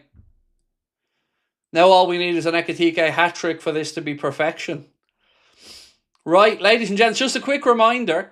Today is the last day we're running the giveaway. Win yourself a signed Steven Gerrard frame shirt completely free. Scan the QR code below or use the link in the description for further details.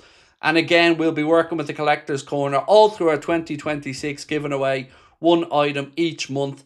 On top of that, you can also get 20% discount on anything that you'd like to buy from the Collector's Corner. Use the code Anfield Agenda 1 at checkout or scan the QR code there beside the Anfield Agenda 1 icon in the bottom corner of the screen, and that will automatically apply it to you. Right, or apply it for you, excuse me. I would like to see Nalo get some minutes. Not in this one. Not unless we go like 4 or 5-1 up. You know, centre-back's quite an important position, and I wouldn't be dicking around with the centre-backs in all honesty unless the game was well and truly won.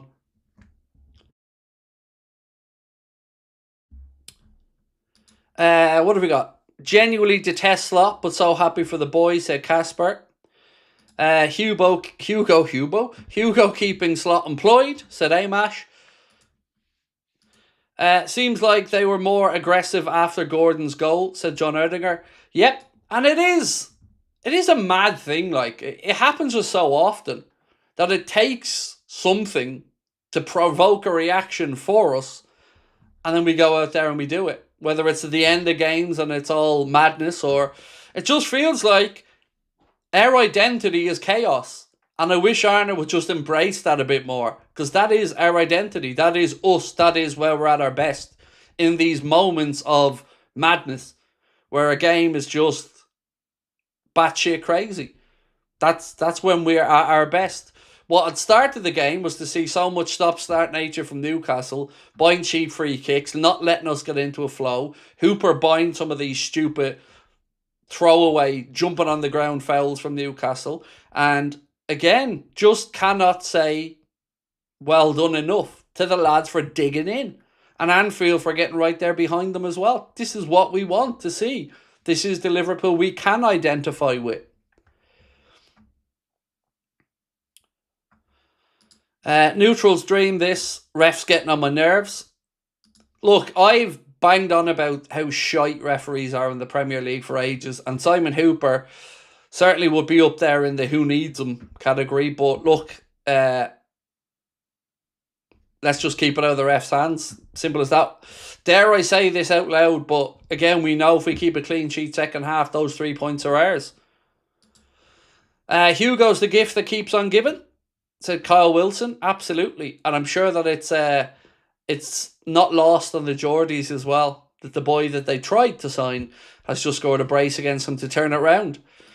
Great to see us fight back. Hugo Vert fire, said Camel Deep. Always lovely to see you as always, Camel Deep. And thank you, mate, for being with us 14 months as a member. Appreciate you. Your smile in your profile picture always makes me smile, bro. So thank you for giving us a little bit of positivity. Individual brilliance from Wirtz sets the tone. It was a lovely little slalom run from him. And again, good move as well across the front post from Ekitike. But the second goal, I really enjoyed that, because you could see Alisson is clearly something they've worked on, because Alisson very quickly wanted to get that taken. So they spotted a gap. Ali takes the goal kick quickly, passes it to Milos. Milos gets his head up, sees a whole load of space, plays a beautiful arc ball into the space. Ekitike runs into it. He's still outside the penalty area. He still has a lot to do. He gets into the penalty area left-hand side. And the genius of the finish was before Nick Pope got a chance to set himself, Hugo would hit it outside of the foot. And when you're a goalkeeper that's as tall as Nick Pope is, to get down to that, it's difficult. And that's why it was so impressive. It was the quick. For me, again, feel free to disagree if you want, but for me, it was the quickness at which Hugo hit that strike that gave him the ability to score from the angle he was, because Nick Pope didn't get a chance to set himself. Sorry. This just papers over the cracks, always relying on solo moments. Slot needs to go. Look, I am with you, and I do agree with you. But I have to just say this, right? Whatever the reason, it's turned around.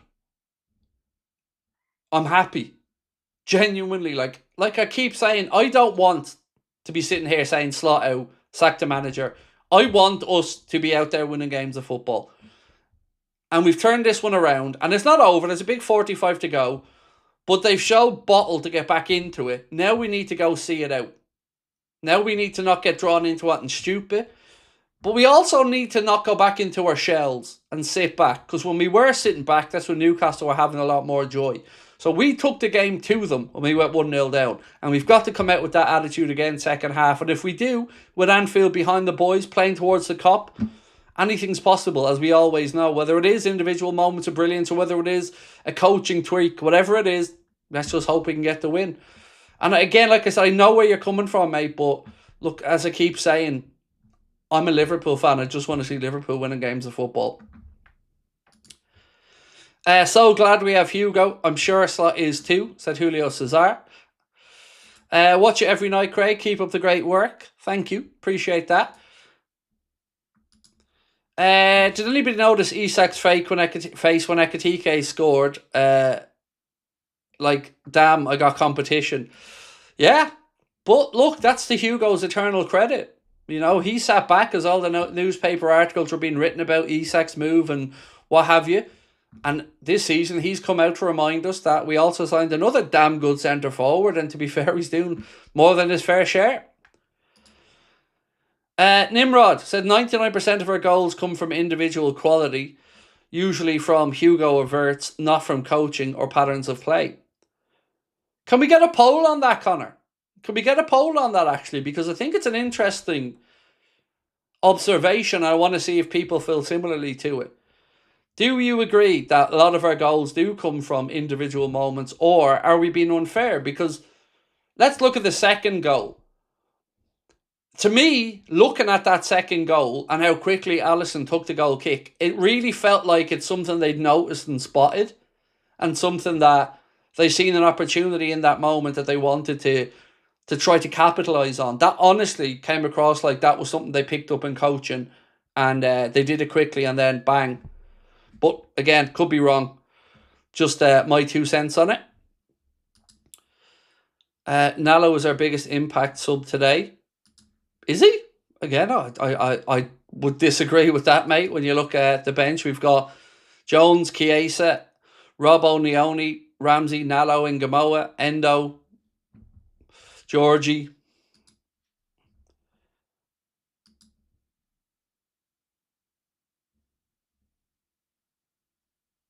90th minute penalty, Liverpool make a sub to make it. It's Isak. Well, he's not on the team sheet, so that would be breaking the rules.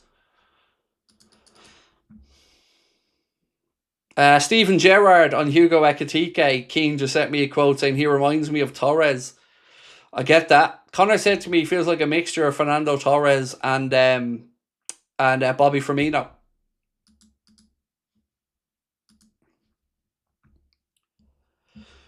Right, so what do more of our goals come from in your opinion? Connor put the poll up. Mixture of both individual brilliance or good tactics / setup, and we'll let that one run for a little bit longer. No doubt Ekitike is a Darwin upgrade, said Abdul. Look, he's been brilliant, mate. He really, really has. And apart from the on-the-pitch stuff, he feels like he's a good fit for our club in every which way. Like his social media activity and his sense of humour and all the other stuff that comes along with Hugo Ekitike is extremely positive, and it's extremely lovely to see. Or it's just lovely to see, excuse me. So there was a bit I promised I'd read out at half time from a Sky article that was just talking about the build-up play. This piece in particular, I wanted to talk about because the piece said what was once the best attacking force in the league has morphed into one of the easiest to nullify. Slot's version of control has Liverpool playing at a pedestrian pace, much easier to contain and far easier to predict. Dialing down the tempo of attacks has severely hampered big chance creation and shot quality. Developing from deep in the build-up phase only works if there's movement in front, a way to dislodge opposing sides from their shape. And yet Liverpool have far fewer disruptor types in order to make that style work. The likes of Diaz and the late Diogo Jota run at defences in ways that created gaps for others to exploit. It draws teams out. This version, far more methodical, does not have the same magnetic energy. Liverpool have gone from the team who generated the most accurate switches of play across last season to now one of the least. Mohamed Salah's drop-off is another unfortunate byproduct of that fact. Fewer goals all round is the end result. Again, that coming from a piece on Sky Sports by Laura Hunter that I was referencing earlier on during the game. And while I was reading that out to you guys, what stood out to me was where she spoke in the piece about quickness, tempo, moving the ball quicker. Well, look at our reaction to a goal behind and look at what it was. It was that quicker, running at people, wave after wave. The stuff that was our identity has been the thing that got us back into this game today. So I hope we see more of that.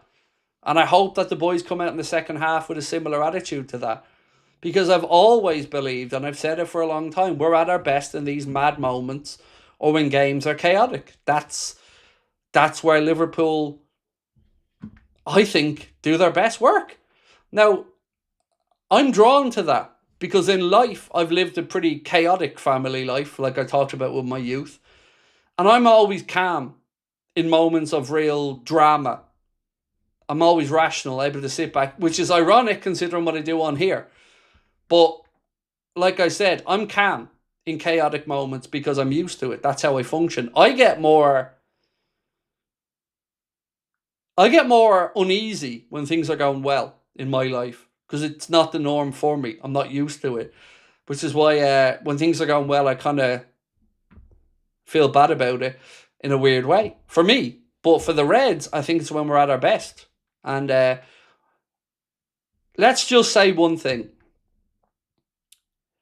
We went 1-0 down, and in that moment, we all felt, here we go again, right? Right? Well, let's give them credit. Because in that moment, we all wanted Anfield and the players to stand up. And they did. And they responded emphatically. So that I'm really, really pleased with. And I'm really happy with. And I hope we can continue that on in the second half.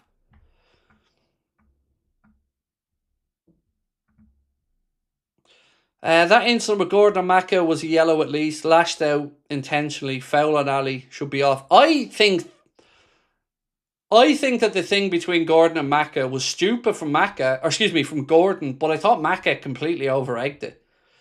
But the challenge on Alisson was absolutely schneid. And there was another one from Lewis Hall. He went into a challenge off his feet, both of them, and just jumped in towards the player, and Hooper let it go. And you could see, I was watching the first 3 rows at the side of the pitch there, and you could see every single one of the crowd there from Liverpool fans were absolutely fucking fuming at the challenge they just witnessed in front of them that Hooper wave play onto. Right, folks, we're about to get underway in the second half. The poll ended up with 65% of people thinking the moments come from individual brilliance. Mixture of both, 27%. Good tactics, coaching setup, 8%. We're underway in the second half. And Liverpool immediately tried to play the ball through midfield. Where there's a couple of bobbles, and now it's back with a Newcastle centre-back in Dan Burn.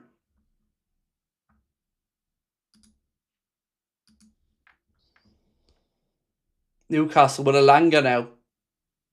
Kirkes gets back at him. Well done, Milos. Stick with it. Elanga. To Tonali. I'll sync up for everybody at 46 minutes. Elanga. Newcastle being forced backwards here by a good Liverpool press. Ekitike now goes. Salah now goes to press. Newcastle try a ball inside. Hall. Come on, boys. We are coming up, folks, to 46. And 1, 2, 3, 4, 5, 6, 7, 8, 9, and 10. Liverpool throw in, far side of the pitch. Elanga goes to ground, ball goes out. Elanga looking for a free kick. Referee says nothing doing. Liverpool throw in. Big Chili, how are we? Said, morning all, just joined. Hope everyone is well. Can you please run us through the goals and the assists? Love you, Craig. Love from Sydney.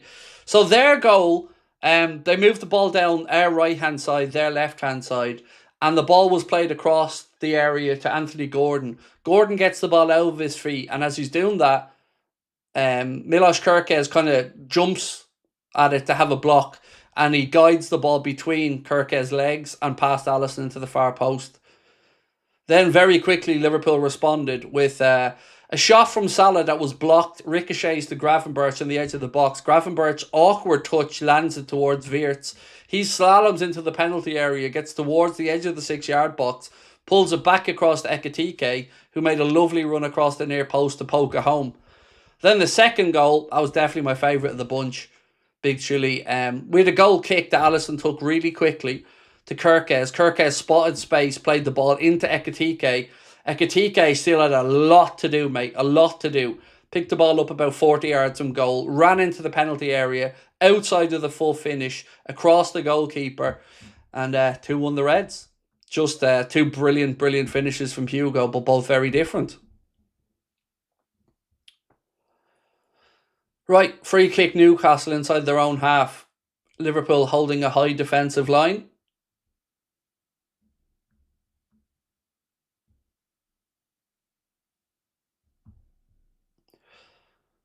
And we dealt with that one well. Soboslai clears it. It's back with Tonali now. He goes back to Hall.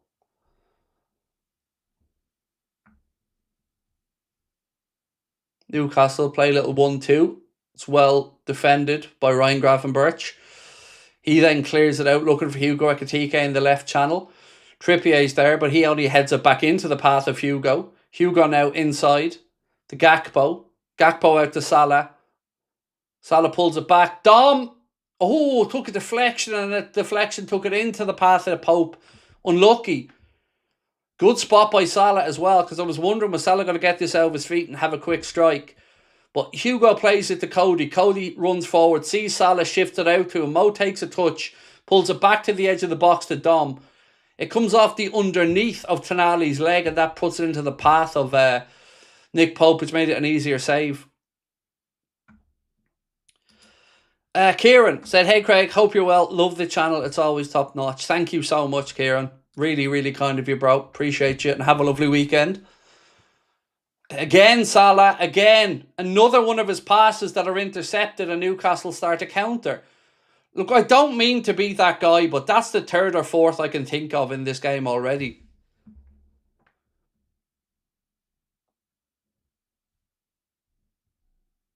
And again, Canada had to come across there to cover, to keep that ball from being a decent counter-attack for Newcastle. But again, it came from us giving it away with Salah misplacing a pass.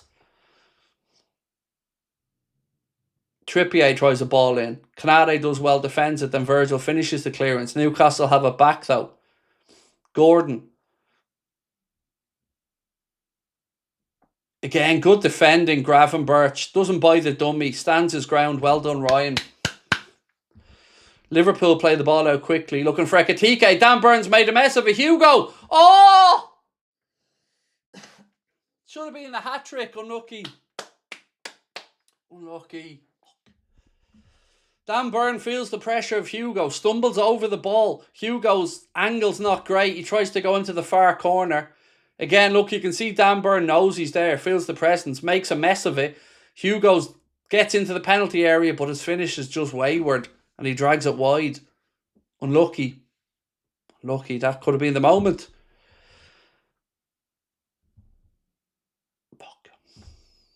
Hopefully we don't regret that one.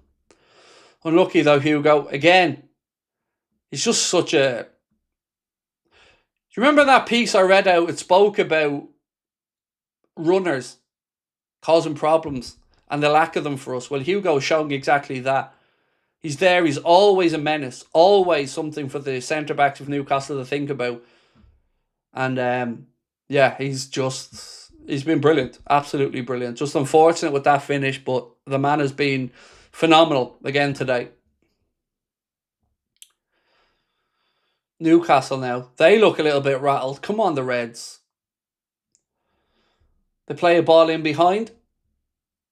Virgil comes across, keeps pace with Anthony Gordon, then uses his strength and puts the ball out, but it does go behind, unfortunately, for Newcastle corner. But again, good defending from Verge, as he kept stride with Anthony Gordon. Newcastle corner.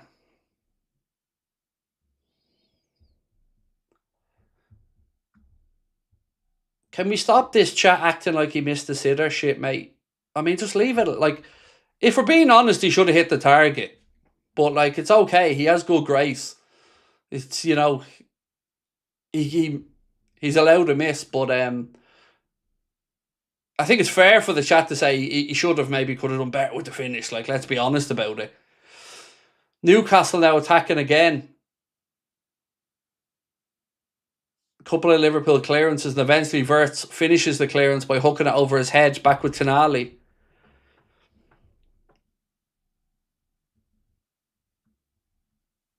Trippier pings a long one. Well done, Canade. Doesn't get sucked into the challenge. Lets the ball go over his head. Goal kick. Well done.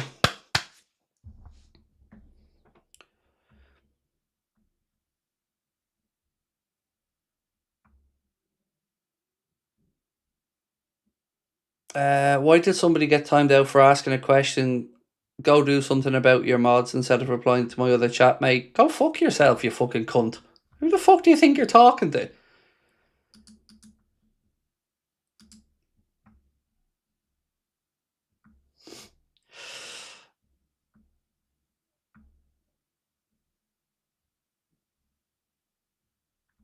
Another gobshite that wasted a gifted membership. Maybe the moderators just knew you were a prick. Maybe that was it. And again, you just wasted somebody's hard-earned money there that gifted you a membership. So yeah, I feel sorry for that person that kindly gifted you the membership, to have it thrown back in their face with your horrendous attitude. But anyway, we move.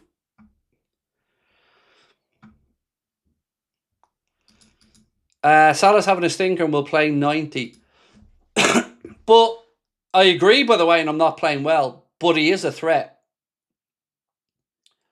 Like, if you look at Ethan, every time he receives the ball, he's drawing Newcastle players. So if nothing else, you'd say that hopefully gives us a bit of space elsewhere.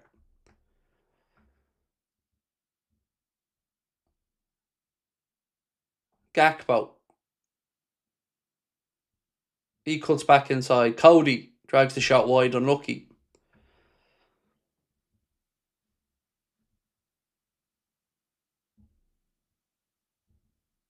Come on, boys. Come on. Dean Larkman gifted a membership. Thank you, Dean. Very kind. Right, what are we saying about substitutions, folks? What are we thinking? If you're Arna, what are we thinking? What would you be looking at? Or when would you be looking at them?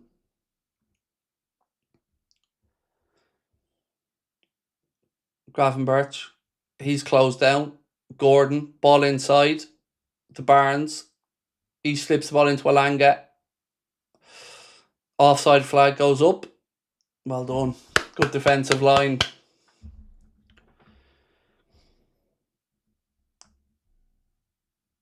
He best give Hugo 90, said Dantum.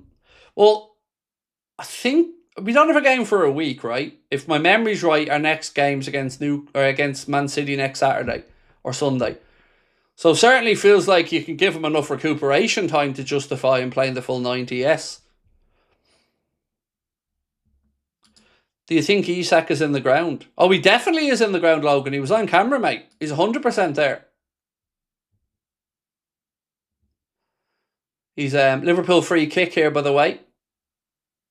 Theo, pulled shirt of the Liverpool player. Simon Hooper gives us a free kick about 35 yards out. It was Cody Gakpo who was dragged down. Yeah, man, he's 100% there, all right. You could see him.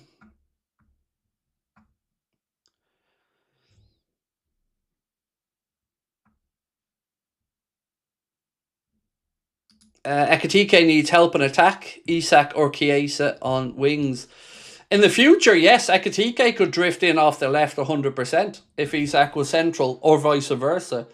Let's have a look at this free kick, though, because it's far out, but sometimes these are the ones that players like, because they have time to get the ball up and down, and we've seen what Dominic Szoboszlai did against Arsenal. So let's wait and see if we can pull a bit of magic out here.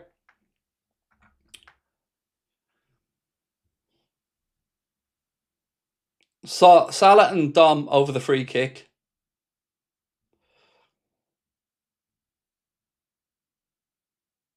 Salah leaves it to Dom. Dom dinks one across, looking for Virgil. Unlucky. The routine worked, but Newcastle just defended it with Nick Pope well. So it was dinked into the far side to Virgil, who headed the ball back across goal. And unfortunately, Nick Pope came out and claimed it. But again, always good to mix them up like that on a free kick. Keep opposition thinking, so nothing wrong with it. I would have preferred he took a shot, but look, I can understand him mixing it up as well. Oh, again, Ekitike being a pest in a good way, but this time the referee judges it to have been a foul. But again, he's giving those Newcastle centre-backs a hard time and he's not letting them rest. That's one of the most impressive things about watching Hugo Ekitike out there is he doesn't give the centre-back a damn second. That they know he's there all the time, on their shoulder.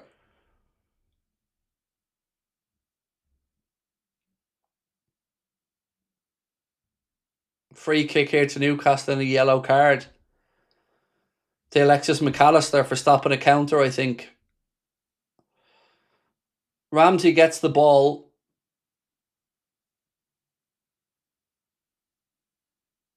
I mean, can't really have any arguments about that.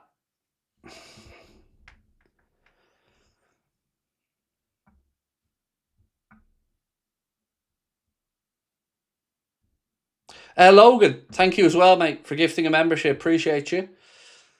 I gifted myself, said Dean. Hey, maybe you were destined for it, Dino. Maybe you were destined for it, mate. But either way, thank you. Right, let's defend this free kick. Trippier goes diagonally again. Ball breaks down. Strike! Saved! Alisson gets down, makes a big save to his left-hand side. I think there was a flag up in the end, was there? Maybe it was offside or a free out. Something's been given, but again, Ali didn't know that when he made that. Another brilliant save. Yeah, Newcastle player, I think. One of them must have been offside because the flag went up after Barnes' shot. And again, a good save from Alisson down to his left. James said, I've been with the channel for a few years and I can't do without it. Love to all. Match on with Craig's commentary. Even Tara, my wife, loves the channel. Thank you. And hello to Tara as well. Thank you, James. Appreciate that. Always good to hear that the spouse is on board as well. We love that. Wirtz now. Carries it away for the Reds. Little 1-2. Liverpool have a man down off the ball. It's Maka. He's gets up to his feet, gingerly. But he's tracking back. Newcastle in possession now. Hall. The Harvey Barnes. 60 minutes on the clock. Half an hour to go at Anfield. The Reds still 2-1 up. A brace from Ekitike. That was a beautiful bit of shithousery from Dominic Szoboszlai. He pushed Hall in the back when he was crossing and gets away with it. Absolutely beautiful bit of shithousery. What's that? Love it. Tips him off balance as he was crossing it. And Hooper Didn't see it or lets it go, but either way, we'll take that our day. Every day. Isak now. Isak? I'm fucking dreaming. Wirtz, Isak. I see Newcastle immediately, mine goes Isak, Ratberger, Isak. Good to see a confident Wirtz running the show, said Daniel. Thank you, Daniel.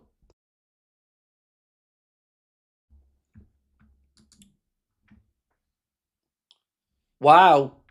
Thank you so much, mate. That is incredible. Wow. Had the Sydney Derby last night, and I told my older brother the Wanderers would lose 4-1. He laughed and said SFC wouldn't score a goal. The Wanderers lost 4-1. Like I told my brother, he got home and I told him to go fight his pillows. He might actually win that fight. Look at that. Bit of banter with the bro. We love that. And thank you, man. That's so kind of you. Thank you. And I'm glad you got the better in the derby. Absolute legend, bro. Thank you so much. But did your brother win the fight with the pillows? I need to know. We're calling it a score draw? Or a majority draw, sorry. Salah now.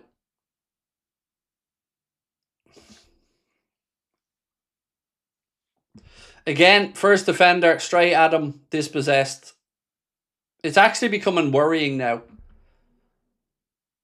That's the 5th time I can count in this game that's happened.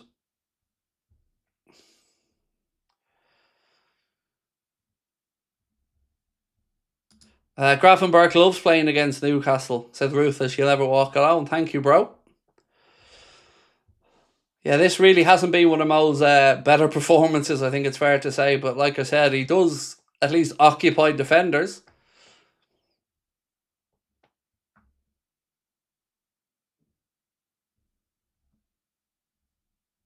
Kanade. Virgil. Milosh. Ekatike. To Kirkes, he's dispossessed by Alanga. Dan Burn.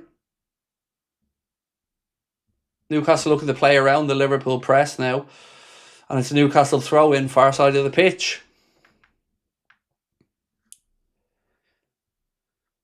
Sitka Hulshoff having a few words now with Arna and a couple of tactical tweaks or something he's not happy with that he's seen on the iPad anyway. Be interesting to see if we can spot what it was that they were figuring out between them there. Because you can see they walk back, Sipka showed Arna something on the iPad, and Arna immediately went to give an instruction. Hall now. He's well dispossessed by Ibu. Well done, big man. Maka now. He gets away from his man. Slips one into Ekatike. Ekatike fires a back pass a little bit too long and all the way back to Kirkes, who's on the edge of his own 18-yard box. Allison now puts the left boot through it. Newcastle win the first ball, but Maka has the second. He plays the ball out to Cody Gakpo now. Gakpo runs into the penalty area, gets to the byline, pulls it back. It's just not a great ball, and it's well defended by Newcastle. Gakpo has another chance at it. Goes past Trippier, back to McAllister. McAllister to Ryan Gravenberch. Gravenberch gets it out of his feet, tries a shot, but cuts across it and it flies into the cup.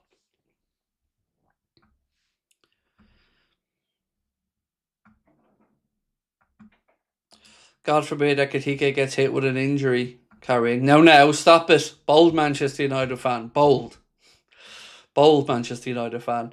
We don't want to pick it up an injury. No, thank you. Don't be jinxing it. Ibu back to his best after tough times. Yes, lad. He hasn't put a foot wrong tonight. Has not put a foot wrong. You know, very, very impressive from Ibu. Absolutely.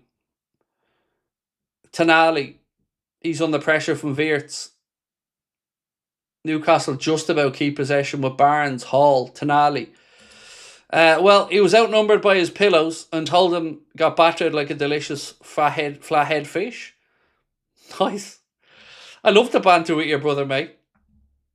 Obviously I'm an only child, so I never had a brother or sister, so I often wonder what those relationships are like.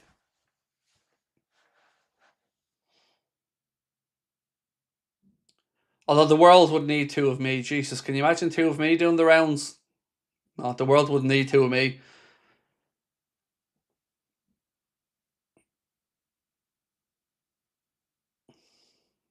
Right, Thiaw now in possession for Newcastle.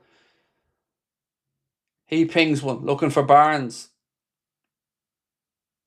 Barnes out there. He's got Szoboszlai with him. Back to Barnes. He cuts inside, puts in a cross. Somebody want to tell them that he doesn't have a false mad in there at the minute. Allison comes out and claims it. Ryan Oldham said, back to playing Salah for the sake of it. He's not had a great game tonight.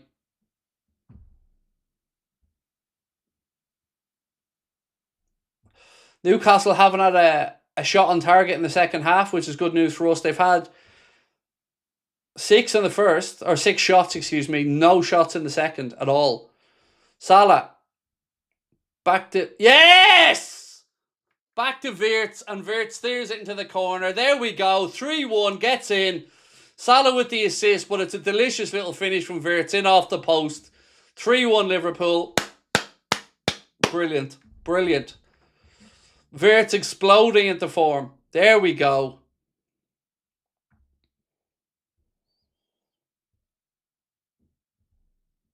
Yes, and the turnaround is complete. Well done. It's won by Gakpo, who blocks a clearance. He then feeds it into Wirtz. Wirtz plays it out to Salah, who's miles onside. Salah stands him up, pulls a lovely ball back. It's a good spot by Mo, because Wirtz had pulled into a lovely little pocket of space, and he just steers the ball in. Lovely. Good spot by Mo. Credit where it's due. He spotted the little drop off there from Wirtz into a pocket of space, and then Wirtz just guides the ball, is probably the fairest way to say it, in off the post, and it's 3-1 to the Reds. Come on. John Irving said, here's to the lads doing what they enjoy and not what slot demands. By the way, I've gifted memberships a couple of times, but noticed some of the takers abused my generosity. Ungrateful children. Regards to you, Craig. Thank you, man. It breaks my heart when it happens, John. That when somebody's kind enough to gift memberships and people just act like arseholes. But I appreciate you, mate. Thank you.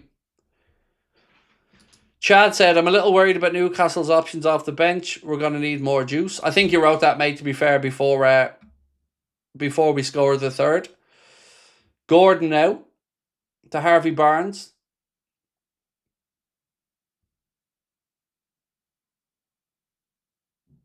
Again, well done, Liverpool.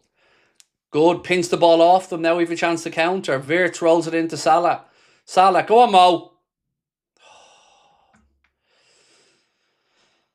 He tries to toe poke it to the near post. This is a finish he's tried a few times and hasn't quite worked. But again, it's good play. It's good football.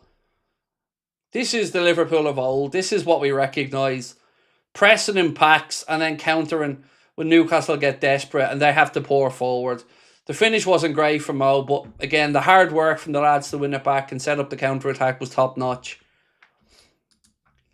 Itachi said Wirtz is settling. Oh, I think that's fair to say anyway, mate. Yes. He's caught fire over the last few weeks, and it's brilliant to see from a goals and assists perspective, because we always seen the good work. But at least now he's getting that reward. And Chad said that helps. Yeah, I knew you were just done dirty on the timing of that one, Chad. Happens to me a lot of the time as well, mate. I'll moan about somebody and then bang. Like Salah. We're all here saying, oh, Salah's not having a great one, and then he has a nice little assist there to Wirtz.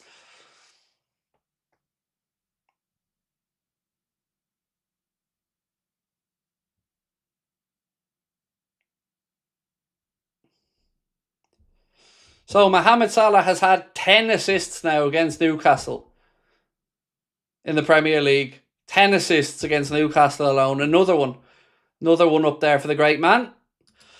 I wonder, Craig, was the fact that Ibu was bad because his dad was sick and that was weighing on him? Haven't got a clue. Honestly, Joshua, I don't even know what the situation was with his father, mate. Of course, it's more than plausible.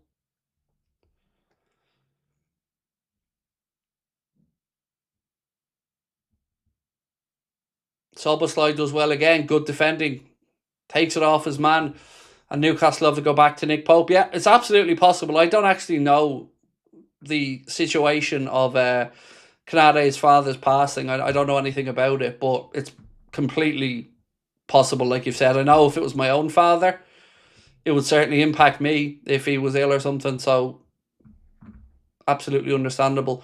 That's the one thing you never hear me moaning about, by the way. Whenever it comes to players needing time off for personal matters or anything like that, you know, human life comes first. Family comes first. Grew up in a house of 10 kids, said Christine Nolan, tribal warfare. Yeah, I've got lots of mates that grew up in houses with like 6, 7 brothers and sisters. Both my parents came from a family of 6 and 7. Yeah, I'm just and yeah, I did say 6, 7. Yeah, I'm just an only child, so I've always wondered what those dynamics were like. I'd say the hand-me-downs that were fierce, Christine, because I used to get the old hand-me-downs from the older cousins and stuff. Hugo Ekitike.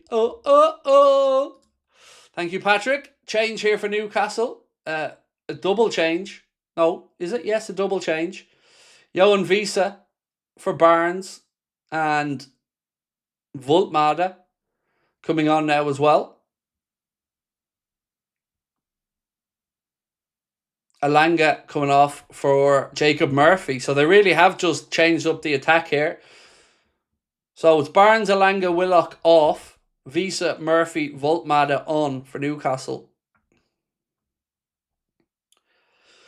I wish there were 2 men of the match. Wirtz and Ekitike deserves it to chase some vlogs. Yes. Yeah, it's going to be very difficult. Man of the match poll after the game, all right. Hall.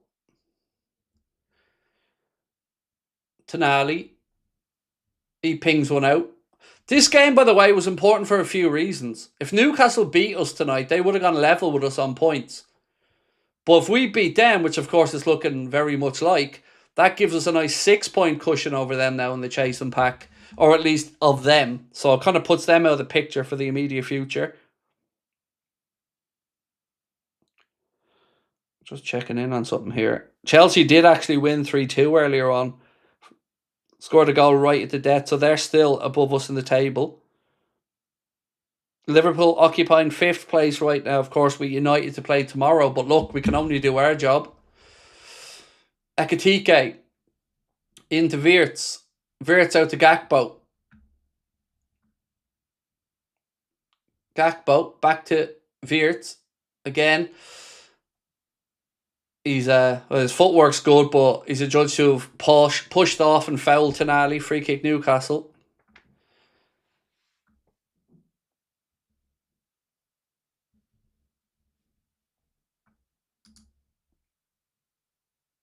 Oh, aren't you brilliant? Well done, you. Give yourself a big pat on the back there, account that I've never seen or heard of before. But you go, you. See, the problem with your comment there is entirety is it's based off belittlement, and that's all that you have. I don't know who the fuck you are, and I've never seen your account before. So you're just somebody else coming in pretending to be the cleverest guy in the room. How about hold that? And I didn't even ban you. That's how little I give a shit about your opinion. I couldn't even care to ban you. So you just crack on. Cheers for the money, though.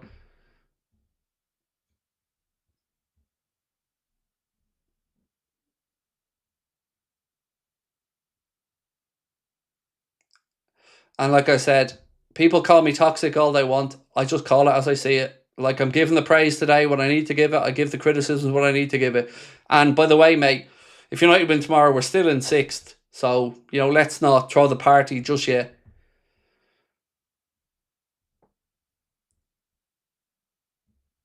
Good challenge. Good challenge, Ibu.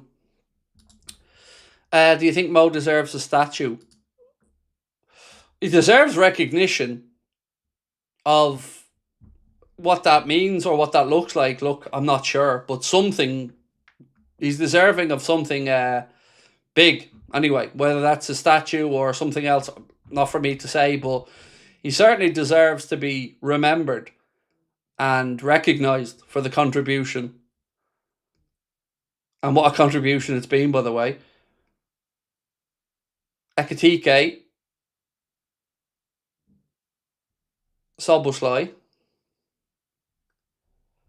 back to Maka, 15, just under 15, 14 now to go, plus stoppage time.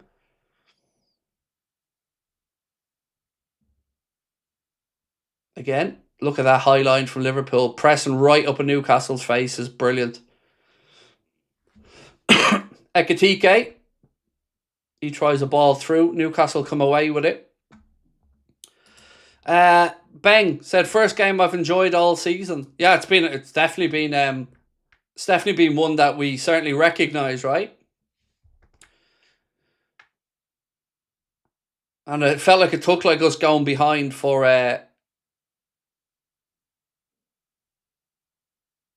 it felt like we had to go behind to spark a response, but we got a response.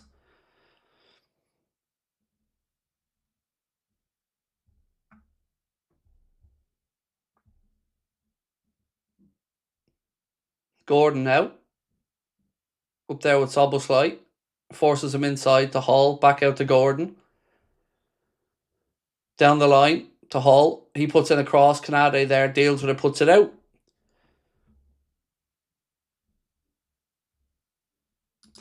Adam said, "Hey Craig, United fan here. Just saying when Liverpool play, I always tune into your streams. Not saying I'm a Liverpool fan, but love you. Thank you, man. Appreciate that. It's very kind of you, Adam. Thank you for the support, bro. I think tonight we can all enjoy." Gordon drags his shot just wide, thankfully for us. But again, look, since going behind in this game, it's been all Liverpool, and we've been nothing but brilliant. Even second half, we've come out second half, and again, we've looked at it and up for it. So just a good day at the office. Xbox's gamer or X gamer said, Canade has been amazing tonight. Much love. Not a truer word spoken. He's been or written, I should say. Yeah, Ibu's been, like somebody said earlier on, magnificent. Hasn't put a foot wrong. And, you know, is it an accident that he's gone bald and the improvement has been there, you know? Because, like I've been saying for years, lads, bald is better. Canade goes full proper bald shaved head, and there he is out there playing like prime Maldini. So, children, what we've learned from today's lesson is bald is better. Voltmada to Hall. Hall puts in a cross, and there's Canade again. Good positioning. Puts it out. Good defending. Wayne, TOTT2KZ1 said Ekitike inverts of some connection. Reminds me of Gerrard and Torres. They just know where and what each other will do. Amazing to see it. WFM.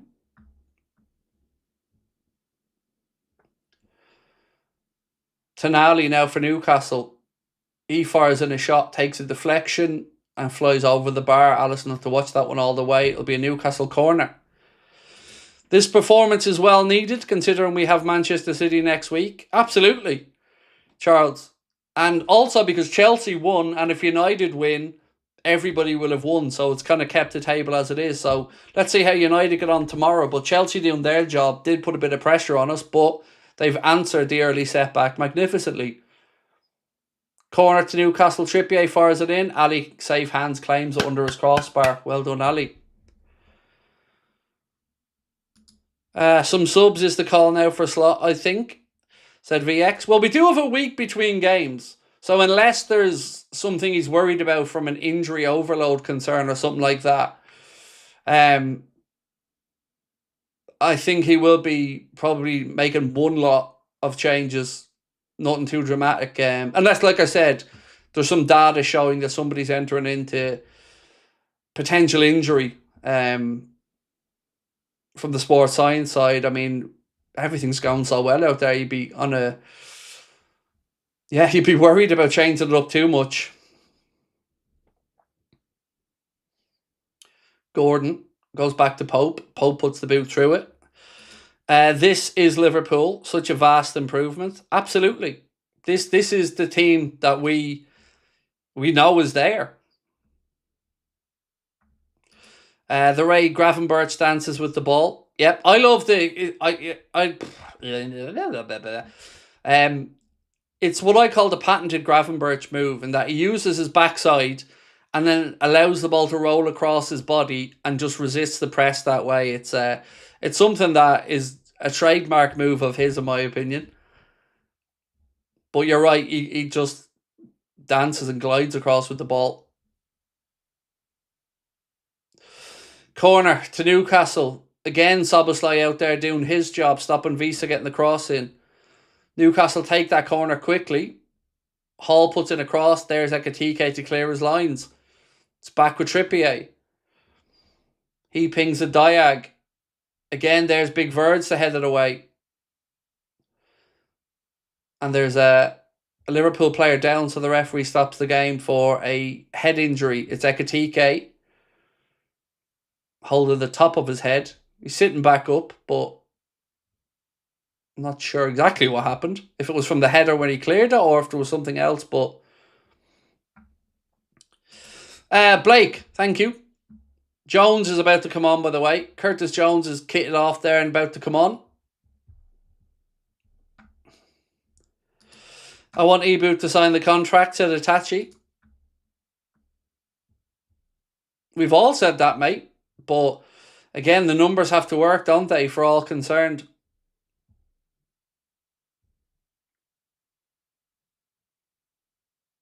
Ekitike looks like he'll be okay anyway. Curtis Jones just receiving a little bit of instruction before he comes on. Just looking at something on a little slip of paper. Is that or an energy gel, one or the other?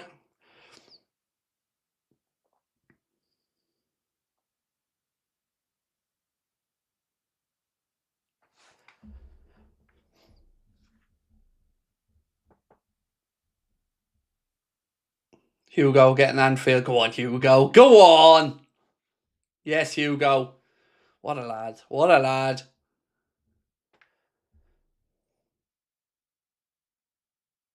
The we're not worthy in the front row. We love that, mate. Well in. Yes, Hugo. Chiesa coming on as well. Chiesa coming on for Salah.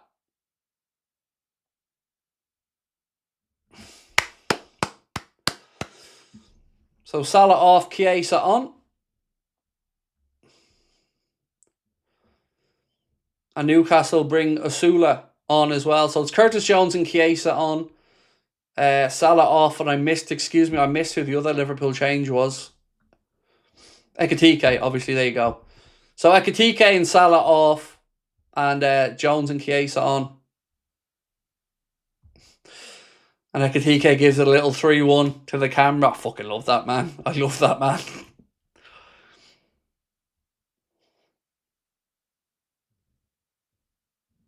Yeah, Isak knows he's got some serious concerns there. To be fair, he gives a little pat on the head to Hugo for a job well done. Voltmatter tries a little Cruyff turn, but Canade cuts it out. Szoboszlai now with the ball. He tries one over the top, but it's overhit. The Gravenberch groove, or the Lallana turn. There you go. The Gravenberch groove.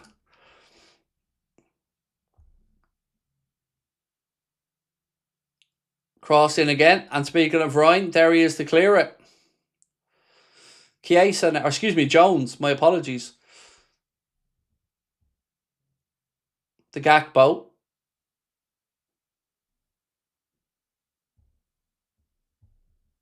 Back to Curtis Jones. Gakpo.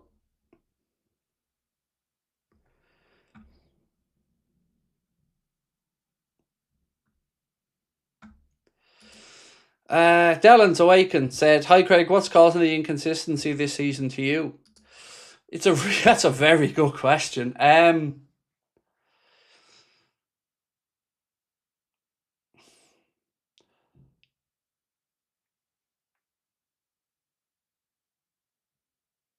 I'd have to say it's a mixture of probably some mixed messages from the coaching side, along with quite a bit of change of personnel with a lack of rhythm in the back four or settlement across the back four as well. I mean, I'm really simplifying it, but off the top of my head, two things. So mixed instructions with regards to the coaching and what he wants, and then some a lack of rhythm or a lack of stability across the defence and in front of them. Again, but I am simplifying it. Here comes Endo on to replace Wirtz. Another goal. And of course an assist for Flo today as well. Good day at the office.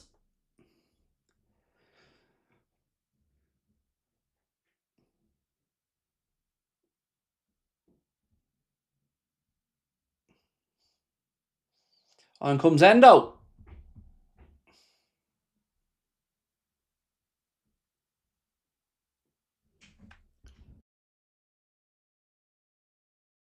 And again, all those guys now on the bench safely tucked up, ready for Man City next week. Canade.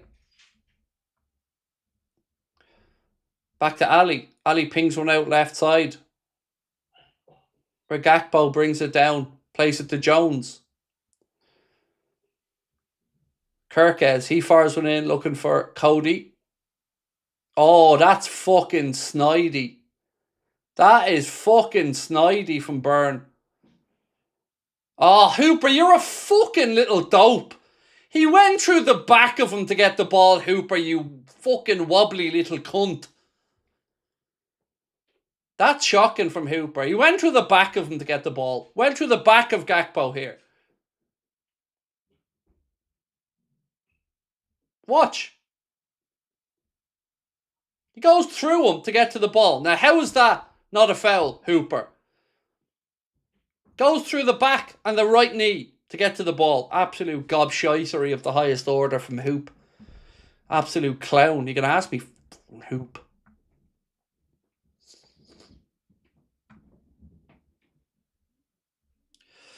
This is the Liverpool we know and love, said Blake O'Hagan. The fact that Hooper even tried to justify that, he knew Byrne was a potential second yellow just to go off there. That was a shithouse challenge from Dan Byrne, and he knew it. This referee's an absolute joke. He's a joke. You can see how annoyed Gakpo was straight away, by the way, when he jumped straight back up, and I don't blame him. It's another shithouse challenge.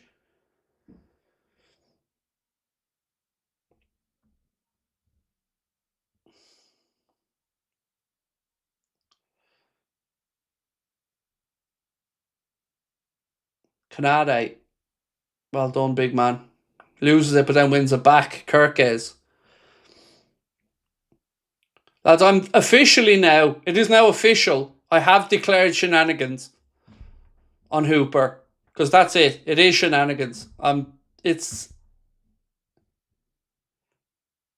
And now he's talking about time wasting, you fucking little excuse of a man. You little spaghetti hoop of a human being.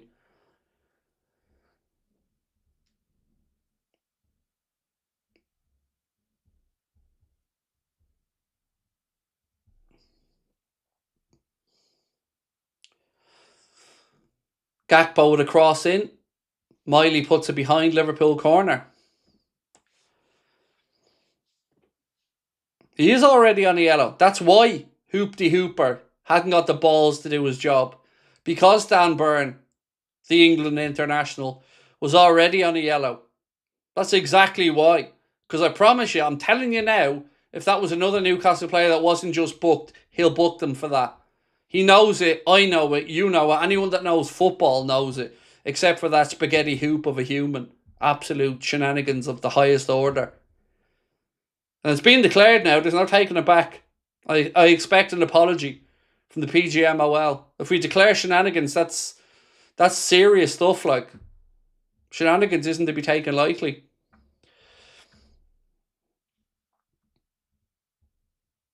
Canade there, almost with a goal for himself. Goes off, vault mad and behind for corner. I've got something positive to say about Arne. I think he saw talent in Gravenberch and Szoboszlai, It may have been a little bit overlooked. Well, I don't think the Szoboszlai one was overlooked, to be fair. I think it was just a case of maybe Dom settling into the league. But what he did with Gravenberch in the six, last season particularly, he does deserve his credit for that, Arna, on that spot. Virgil. Ooh. Virgil volley edge of the box, strikes it just wide. Good to see him with a smile on his face as well. Respect from United for a good game of football. Appreciate that, mate. Very sporting of you. Florian Wirtz has been named the man of the match, by the way, by the broadcaster. We're into the second minute of 5 minutes added on by the...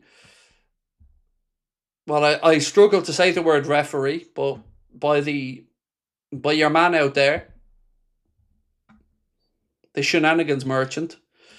I wish Slot would have done this 2 months ago. Whatever he's doing right now, or maybe it's just the players clicking. Anyway, what a good game. Yes, it's been a very enjoyable game, Nessie. Again, what makes me... Oh, hang on. Almost a bit of brilliance there from Cody. Unlucky. Cody went on a slalom run there along the edge of the byline, and yeah, it was just good football from Cody. Turned his man, then a couple of little pullbacks, goes back off Dan Burn for a Liverpool corner. Great to see you smiling, said Jules Verne. Thank you, mate. Look, what's really impressed me tonight was the response. The response to going behind. And that's what I'll be discussing a lot in the match reaction. And that's certainly what I'll be talking about when it comes to the player ratings and stuff. They really, really stepped up. Corner in. Pope comes, spills it. Goal. Canade, what a day. Canade. Yes, big man. Canade gets himself a goal to make it 4-1. And you cannot help but feel a bit of emotion for the big man on that one.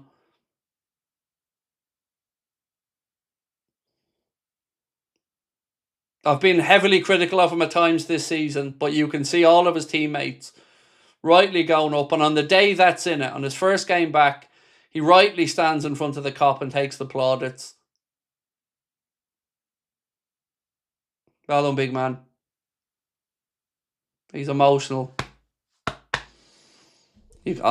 Poor fella. He's shedding a tear, obviously thinking of his father. God bless him. We got you, big man. Keeper spills it, and Canade gets a strike. It takes a little ricochet off a Newcastle player and trickles in. But it is Canade's goal, and rightly so. You could see the emotion in him for his father there afterwards in the celebration. Save of the Flavour said, fecking get in. Liverpool, finally a good result in the Prem, but still Fuchs slot on his... I'm not reading that last part out. Can't read that, mate. Not talking about anybody's family. Itachi, absolutely, mate. You could see the emotion in him, but I'm glad he got that moment as well where Verge almost pushed him in front of the cop.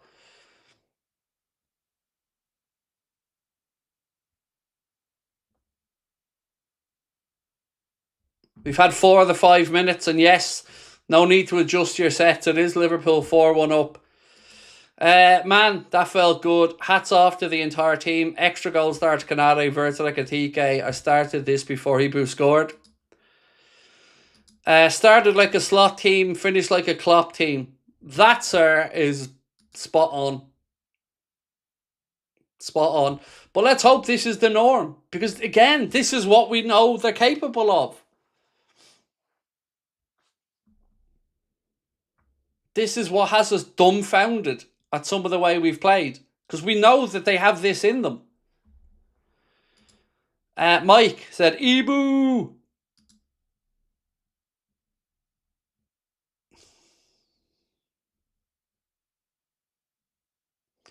Gravenberch now.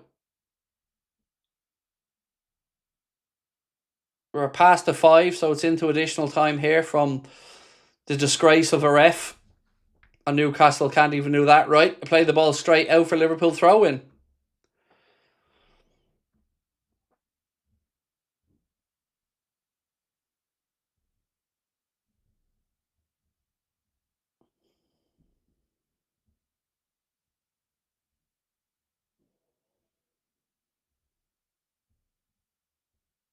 It's all over, ladies and gentlemen. What a result. Liverpool come from a goal down to beat Newcastle by 4-1.